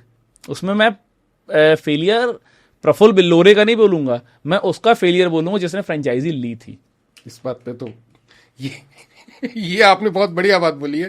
भाई उसने तो अपने सपने बेचे, आपने खरीदे, आपने खरीदे, आप आगे नहीं बेच पाए तो आप फेल हुए ना। आप फेल हुए। वो थोड़ी बंदा फेल हुआ है। वो तो आज भी चला रहा है। और उसने ना तो कोई ऐसा एग्रीमेंट साइन किया था कि मैं आपको इतनी सेल ला के दूंगा।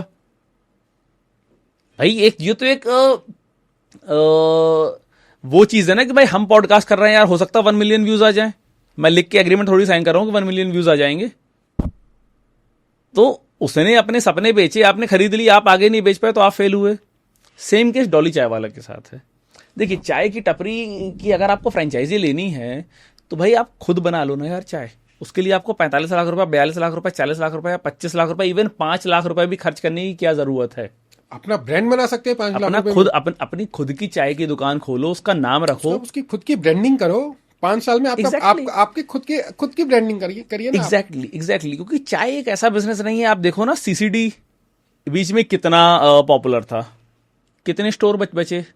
सर टिम हॉर्टन्स देख लीजिए आप, एग्जैक्टली इंटरनेशनल चेन है, फंड्स की कोई कमी नहीं, बट प्लेसमेंट, मार्केट पेनिट्रेशन नहीं हो पाई इतनी जितनी कि लोकल डोमेस्टिक प्लेयर्स कर गए। रीजन क्या है ना, रीजन वही है कि आपके जो कस्टमर्स है ना वो किस टाइम पे आपके पास आ रहे हैं। हर टाइम हर लड़का या लड़की अपने बॉयफ्रेंड गर्लफ्रेंड के साथ नहीं घूम रहा होता है। हर टाइम स्टार्टअप फाउंडर्स इन्वेस्टर्स से लेके नहीं घूम रहे होते हैं। तो इसी वजह से जो ये कॉन्सेप्ट है ना, इस कॉन्सेप्ट को आप अपने दिमाग से निकालो। आपको चाय की दुकान खोली तो भाई खोलो ना चाय की दुकान। उसके लिए आपको डॉली चाय वाला के नाम की क्या जरूरत है?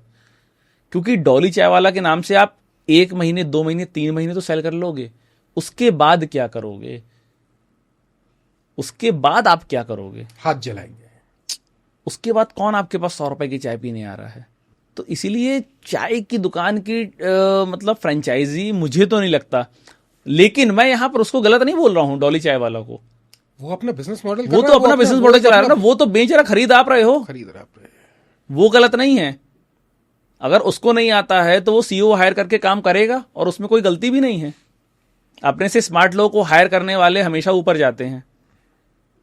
अगर आप अपने से स्मार्ट एम्प्लॉयज हायर करने में कैपेबल हो तो आपका धंधा कभी बंद नहीं हो सकता, आपकी कंपनी कभी बंद नहीं हो सकती। सर आईपीओ 100 गुना ओवर सब्सक्राइब हो जाता है। इंडिया में हमेशा हाइप क्रिएट की जाती है। जी। जब कोई मूवी लॉन्च होनी होती है, उसका ट्रेलर आप देखोगे कि उसके फिल्म स्टार हर जगह आपको दिखेंगे और सारे शोज में आएंगे, अब तो पॉडकास्ट में भी आने लगे हैं। तो आईपीओ का सेम सिनेरियो है। देखिए आईपीओ का बेसिक जो रिक्वायरमेंट है ना वो लोग नहीं समझते हैं। लोग आईपीओ में अप्लाई क्यों करते हैं? आईपीओ में अप्लाई इसलिए करते हैं कि आईपीओ खुलेगा, डबल प्राइस पे ओपन होगा, मैं बेचूंगा, निकल लूंगा।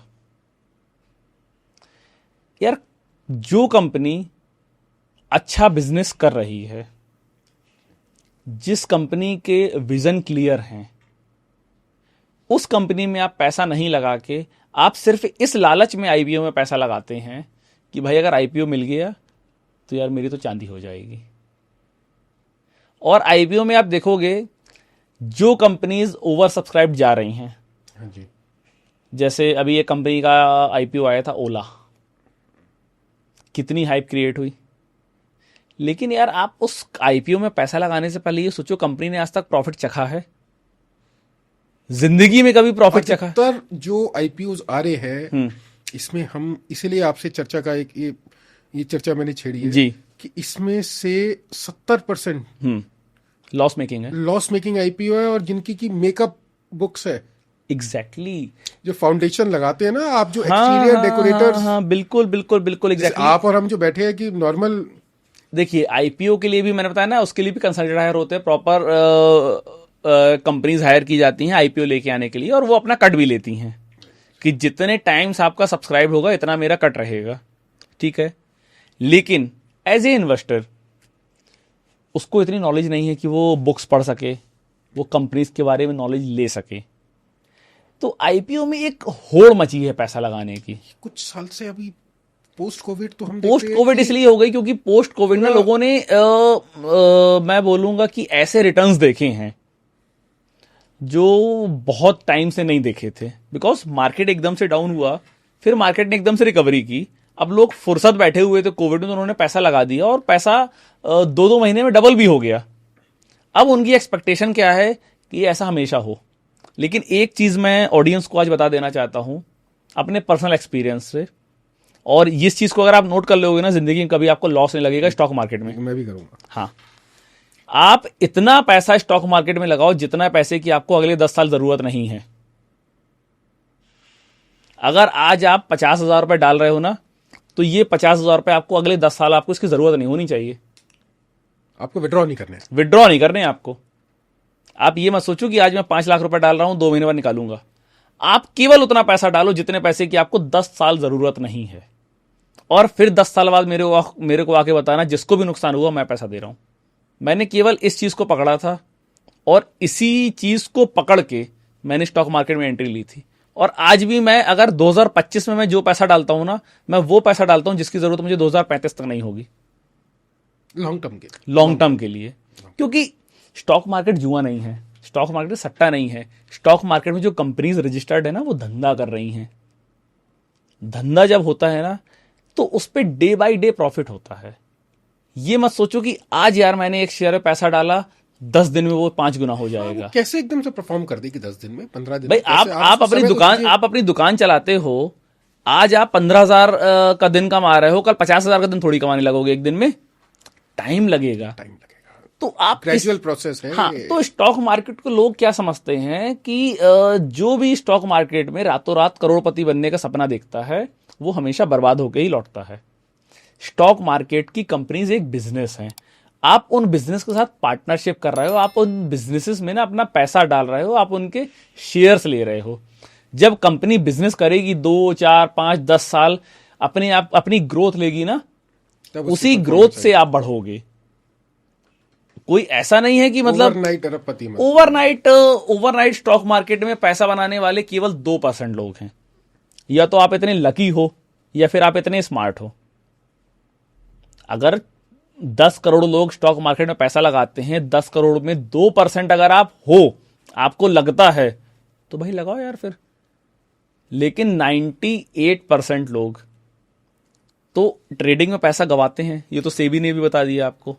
तो आपको लगता है कि भाई अगर आप इतने, आपकी मतलब किस्मत भगवान ने सोने की कलम से लिखी है, या फिर आप इतने स्मार्ट हो कि आप ट्रैक कर लेते हो, तो भाई आप ट्रेड करो। लेकिन अगर आप नहीं हो, आप एक एवरेज इंसान हो, आप रिटेल इन्वेस्टर हो, आपको पैसा सिर्फ इसलिए लगाना है कि मैं अपने फ्यूचर के लिए कुछ पैसा सिक्योर कर सकूं, तो भाई उतना पैसा डालो, थोड़ा थोड़ा डालो। आज आपको लग रहा है मेरे पास 5,000 है, 5,000 की मुझे जरूरत नहीं पड़ेगी, आप डाल दो 5,000। कल आपको लगे आपके पास 20,000, आपको जरूरत नहीं पड़ेगी, आप डाल दो 20,000। अच्छी कंपनीज में इन्वेस्ट करो, प्रॉपर गाइड के साथ इन्वेस्ट करो, सट्टा मत खेलो, सट्टा मत खेलो। और स्टॉक मार्केट एक ऐसी चीज है जिसमें जितना टाइम आप दोगे ना, वो आपको एजुकेट करता है। मैंने आज से 5 साल पहले जब अपनी जर्नी स्टार्ट की थी, मुझे कुछ नहीं आता था। लेकिन जब आप धीरे धीरे कंपनीज को रीड करते हो, एक चीज मैं और बोलूंगा, हर किसी को स्टॉक मार्केट में पैसा भी लगाना चाहिए। क्या रीजन? उसका रीजन ये कि जब आप स्टॉक मार्केट में पैसा लगाते हो ना, तो आपको टेंशन तो रहती है। फिर आप कंपनी के बारे में पढ़ते हो, कंपनी क्या कर रही है। हो सकता है बहुत लोग नहीं पढ़ते हो, वो सिर्फ न्यूज सुन के पैसा लगा देते हो। आप कंपनीज के बारे में पढ़ते हो ना, तो आपकी नॉलेज बढ़ती है, आपको अलग अलग सेक्टर्स के बारे में पता चलता है, आपको नई नई अपॉर्चुनिटीज के बारे में पता चलता है। और हो सकता है कि कभी आपको लगता है यार ये काम मैं भी यहां इस लेवल पे कर सकता हूं। आप थोड़े से सेंसिबल हो जाते हो। आपकी एजुकेशन कॉस्ट भी कह लीजिए उसको। हाँ, बहुत नॉमिनल से एजुकेशन कॉस्ट, बहुत नॉमिनल से एजुकेशन कॉस्ट। नहीं, आप पैसा लगा के मतलब आप ट्रेड नहीं करोगे तो वो भी नहीं लगेगी। आप ट्रेड नहीं करोगे। लेकिन आपने एक बहुत बढ़िया चीज बोली, जब पैसा लगता है तो टेंशन होती है। टेंशन जो है ना, वो आपको एजुकेट कर रही है। एजुकेट कर रही है वो आपको, वो टेंशन आपको एजुकेट कर रही है। आप कंपनीज के बारे में पढ़ रहे हो, आपको बड़े नए नए टर्म्स पता चल रहे हैं। मुझे नहीं पता था पी रेशियो क्या होता है, मुझे नहीं पता था आरओआई क्या होता है, मुझे नहीं पता आरओसी क्या होता है। लेकिन जब मेरा पैसा लगा तो मुझे पता करना पड़ा। सर आजकल तो नए वर्ड्स चल गए, रनवे। आजकल तो वर्ड्स इतने बहुत प्यारे प्यारे वर्ड्स है, रनवे। देखिए स्टार्टअप आता है कहते मेरा रनवे इतना है, मेरा रनवे इतना है। मैंने कहा कहाँ है तेरी फ्लाइट? समय तो आपका वैसे मैंने बहुत ले लिया है जी, लेकिन मुझे लगता है कि 1-1.5 घंटा आपके साथ बहुत कम है। एक लास्ट क्वेश्चन आपसे जरूर जी, पूछना चाहूंगा। बिल्कुल। बहुत से लोग मुझसे पूछते भी है, मेडिक्लेम सबके पास है, yes, policies, insurance policies, medical policies जिसको मेडिकल इंश्योरेंस बोलते हैं। मेरे पास एक्स कंपनी की है, आपके पास एक्स कंपनी की है। राइट। खुदा ना खास्ता हॉस्पिटल में भर्ती हो गए, मेरे पास गवर्नमेंट पॉलिसी है तो मेरा बिल आएगा 90,000। मेरे पड़ोसी के पास अगर प्राइवेट पॉलिसी है उसी ट्रीटमेंट का बिल आता है 2.5 लाख रुपए। बिल्कुल। मैं आज तक ये चीज समझ नहीं पाया। दूसरी जो चीज मैं आपसे पूछना चाहता हूं, मैंने 10 साल प्रीमियम दिया, 11वें साल मेरे से प्रीमियम देना रह गया। राइट। तो मेरा क्या 10 साल का प्रीमियम दिया हुआ, मैंने 1 साल अगर प्रीमियम नहीं दिया तो मेरे 10 साल का पैसा जीरो। बिल्कुल। तीसरी चीज और एक इसके अंदर एक आपसे एडिशन करूंगा मैं कि हॉस्पिटल में जब मैं भर्ती हो गया, 10 साल से मेरी पॉलिसी चल रही है, हॉस्पिटल में मेरी भर्ती हो गई, 90,000 रुपए का क्लेम मेरे को मिल गया। उसके बाद मेरी पॉलिसी का जो प्रीमियम है वो 3 गुना हो जाएगा। ओके। इन मुद्दों के बारे में जरा प्लीज आप थोड़ी सी अपना रोशनी डालिए। देखिए, पहले तो एक सबसे बड़ा मिसकंसेप्शन है पूरे इंडिया में कि इंश्योरेंस इज ए इन्वेस्टमेंट। इसको लोगों को अपने दिमाग से निकालना होगा। इंश्योरेंस आपका इन्वेस्टमेंट नहीं है। लोग इंश्योरेंस करवाते हैं कि जरूरत के समय हमारा पैसा काम आएगा। नहीं, इंश्योरेंस आपका इन्वेस्टमेंट नहीं है। इस चीज को आप समझो। इस चीज की नॉलेज IRDAI को जनता को देनी चाहिए। दूसरी चीज, आपको यह समझना पड़ेगा कि आपके पास कौन से इंश्योरेंस रहने चाहिए। मेनली 3 तरह के इंश्योरेंस रहते हैं: health insurance, term plan, ULIP plan. Term insurance केवल उस बंदे का होना चाहिए जिसके ऊपर फैमिली की रिस्पॉन्सिबिलिटी है। जिसके ऊपर रिस्पॉन्सिबिलिटी नहीं है उसके लिए ये टर्म इंश्योरेंस नहीं है। लोगों को नहीं लेना चाहिए। बड़ी हैरानी वाली बात है ये। मैं आपको बता रहा हूं, अगर एक फैमिली में 4 मेंबर्स हैं, एक मेंबर केवल पैसा कमाता है, तो केवल उस मेंबर का टर्म इंश्योरेंस होना चाहिए। जो बाकी 3 लोग हैं उनका टर्म इंश्योरेंस नहीं होना चाहिए, क्योंकि ऑलरेडी आप सफर कर रहे हो। मतलब अगर 4 लोगों की फैमिली में एक बंदा पैसा कमा रहा है तो ऑलरेडी आप फाइनेंशियल क्राइसिस से आप सफर कर रहे हो, फिर आप 4 लोगों का टर्म इंश्योरेंस लेके क्या कर रहे हो? वो इंसान, देखिए, डेथ किसी की भी हो जाए वो एक बुरा सीन होता है, लेकिन ऐसे इंसान की डेथ जिसके ऊपर कोई रिस्पॉन्सिबिलिटी नहीं थी, उसके टर्म इंश्योरेंस का पैसा लेके भी आपको क्या फायदा होने वाला है? तो आप उसको एज ए इन्वेस्टमेंट मत देखो, आप उसको अपनी सुविधा के लिए लो। तो टर्म इंश्योरेंस केवल उस इंसान को लेना चाहिए जिसके ऊपर रिस्पॉन्सिबिलिटी है। हेल्थ इंश्योरेंस हर किसी का होना चाहिए। और यूलिप प्लान वगैरह जो है, जो इन्वेस्टमेंट वाले एजेंट्स आपको देते हैं कि हर साल आपको 50,000 रुपये लगाना है, 20वें साल में आपको इतना पैसा मिल जाएगा। भाई, उसके लिए इतने सारे आपके पास ऑप्शंस है। सबसे बड़ी ऑप्शन है SIP। जितना पैसा आप टर्म इंश्योरेंस में बर्बाद कर रहे हो अपने अदर फैमिली मेंबर्स को, उतने की आप SIP करते जाओगे, तो जितना अमाउंट आपको टर्म इंश्योरेंस किसी की डेथ कैजुअलिटी के बाद मिलना, उससे ज्यादा का तो आपका पोर्टफोलियो तैयार हो जाएगा। तो सबसे पहली गलती, insurance is not an investment. इसको जिस दिन आप माइंड से निकाल दोगे ना, आप बहुत क्लियर हो जाओगे। दूसरी चीज जो आपने बताया कि अलग अलग कंपनीज की पॉलिसी के बाद अलग अलग बिल आते हैं जी। एक हमारे इंडिया में सबसे बड़ी कमी क्या है, कमी भी आप कह सकते हैं, या फिर मैं ये बोलूंगा कि पॉपुलेशन का ही वो इम्पैक्ट है, क्योंकि इतनी पॉपुलेशन है कि हमारे पास ना 2 तरीके के एजेंट होते हैं। एक फुल टाइम इंश्योरेंस एजेंट होता है, एक पार्ट टाइम इंश्योरेंस एजेंट होता है। और ये तो सबको पता होगा कि जो फर्स्ट प्रीमियम जाता है उसमें लगभग एजेंट को 40 से 50% कमीशन मिलता है। जो पार्ट टाइम इंश्योरेंस एजेंट होगा ना, उसको इंश्योरेंस की केवल 10% नॉलेज होगी। उसका काम है केवल पॉलिसी बेचना, पॉलिसी बताना नहीं, क्योंकि उसको खुद नॉलेज नहीं है, क्योंकि वो खुद पार्ट टाइम इंश्योरेंस बेच रहा है। जो फुल टाइम होगा ना, उसको प्रॉपर नॉलेज होगी।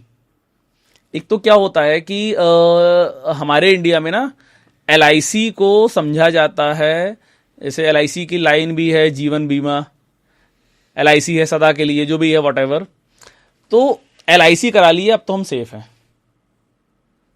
इंडिया में 90% लोगों को अपनी पॉलिसी के बारे में जानकारी नहीं होगी कि उनको क्या बेनिफिट मिलने वाले हैं। केवल उनके कोई चाचा, ताऊ, रिश्तेदार, फूफा या कोई दोस्त वो LIC के एजेंट है, उन्होंने आके कोई LIC पॉलिसी कर ली एंड दे आर लाइक मैं ही ब्रह्मा हूं, अब मुझे मौत भी नहीं छू सकती, मैंने तो LIC करा ली है। LIC अच्छी चीज है, LIC लेकिन एक कंपनी है। LIC की जैसे बहुत सारी कंपनी है, तो कोई भी इंश्योरेंस पॉलिसी लेने से पहले आप समझो कि वो आपके लिए बेनिफिशियल है कि नहीं है। वो आपके लिए बेनिफिशियल है, ये कैसे आप पता करोगे? आपको अपने गोल डिसाइड करने पड़ेंगे। आपने कोई, जैसे कहते हैं ना, बच्चे के नाम मैंने पॉलिसी करा ली। पॉलिसी में क्या था? पॉलिसी में ये था कि आप हर साल इतना पैसा दोगे, हर 5वें साल में आपको इतना पैसा वापस आता चला जाएगा। At the end of the day 20 साल बाद आपकी पॉलिसी खत्म भी हो जाएगी और आपके हाथ में कुछ होगा भी नहीं। तो आप गोल डिसाइड करो कि आपको ये पॉलिसी करानी है, आपको अपने बच्चे के एजुकेशन के लिए करानी है। अब एजुकेशन में वो पॉलिसी मेरी हेल्प कर रही है कि नहीं कर रही है? कि मैंने सिर्फ सामने वाले का मन रखने के लिए ये पॉलिसी करा ली है। 50% तो ऐसा ही होता है कि यार सामने वाला बुरा ना मान जाए, मैं पॉलिसी करा लेता हूं। अधिकतर ऐसी हो। तो आप कभी पॉलिसी पढ़ते ही नहीं हो। जब हेल्थ इंश्योरेंस की हम लोग बात करते हैं, हेल्थ इंश्योरेंस में बहुत सारे क्लॉज होते हैं। कोपे आता है, रूम कैपिंग आती है, तो इन सब चीजों को आप उससे पूछो। मैंने जब हेल्थ इंश्योरेंस, मैं मतलब इंश्योरेंस के पक्ष में कभी नहीं रहता था, अब फिर भी मैंने प्लान किया कि मैं लूंगा। अभी भी मेरे आज की डेट में मेरे पास कोई इंश्योरेंस नहीं है, क्योंकि मुझे लगता है कि मैंने अगर उससे कई गुना ज्यादा की एसेट्स बना लिए तो मुझे इंश्योरेंस की रिक्वायरमेंट नहीं होनी चाहिए। ये मेरा अपना पर्सनल व्यू है, मैं किसी से नहीं बोल रहा हूं कि वो ऐसा सोचे। वैसे सर एक चीज हमने और देखी है कि जब भी आप इंश्योरेंस पॉलिसी लेते हैं 70 से 80% पॉपुलेशन नॉमिनी किसको चुनती है? अपने माँ बाप को, अपने भाई को, अपनी बहन को। जबकि मैं आपको एक चीज बता देता हूं कि नॉमिनी हमेशा आपकी एज से 10-15 साल कम होना चाहिए। और ये ऑडियंस के लिए भी है बिल्कुल कि आप अपने नॉमिनी को, जितना आपका नॉमिनी छोटा होगा उतना आपके लिए बहुत बेनिफिशियल है। आज ही आप अपनी इंश्योरेंस पॉलिसी के अंदर कम से कम 2 नॉमिनी, एटलीस्ट आपके बच्चे, आपके पोता है, पोती है, ग्रैंड डॉटर, ग्रैंडसन, आप जितनी छोटी एज होगी ना घर के अंदर, उनको नॉमिनी बनाइए आप। और आधे से ज्यादा लोगों की तो नॉमिनी अपडेट नहीं है। नॉमिनी ना अपडेट होने का रीजन, नॉमिनी अपडेट नहीं होंगे, विल नहीं होगी तो टर्म प्लान का पैसा नहीं मिलेगा, इंश्योरेंस का पैसा नहीं मिलेगा आपको। एक चीज और भी है जी, नॉमिनी ऐड कराने के बाद उस नॉमिनी को जानकारी भी दो, कम से कम जानकारी भी देनी चाहिए नॉमिनी को। कितना पैसा अनक्लेम्ड, कितने हजार करोड़ पैसा सिर्फ LIC के पास अनक्लेम्ड पड़ा हुआ है। नॉमिनी भी ऐड है, लेकिन उस नॉमिनी को उस पॉलिसी के बारे में पता ही नहीं कि ऐसी कोई पॉलिसी भी है जिसमें मैं नॉमिनी हूं। सामने वाला बंदा मर गया, चला गया, खत्म हो गया, डॉक्यूमेंट्स लॉकर में रख के सड़ रहे हैं, एजेंट को तो उसका कमीशन मिल गया, उसे फर्क नहीं पड़ता। लेकिन आप अपनी फैमिली के साथ जिसको आप नॉमिनी बना रहे हो ना, सबसे पहले आप उसको जानकारी भी दो। तो ये सबके लिए है कि जो घर के जो भी हेड्स होते हैं, जो भी इंश्योरेंस पॉलिसी लेते हैं, खुद के लिए, सेल्फ के लिए, स्पाउस के लिए, या अपने बच्चों के लिए, ग्रैंडसन के लिए, ग्रैंड डॉटर के लिए, आप कम से कम उस पॉलिसी के अंदर नॉमिनी अपडेट करा के पॉलिसी की कॉपी घर में सब मेंबर्स के पास होनी चाहिए। बिल्कुल होनी चाहिए। और एक विल होनी चाहिए कि इन माय एब्सेंस ये जो मेरे नॉमिनी है, he can utilise this policy, right, जो उसके बुरे समय में काम आ सके। बिल्कुल। नॉमिनी अपडेट नहीं है, पॉलिसी होल्डर का नाम है। पॉलिसी होल्डर में नॉमिनी कौन है?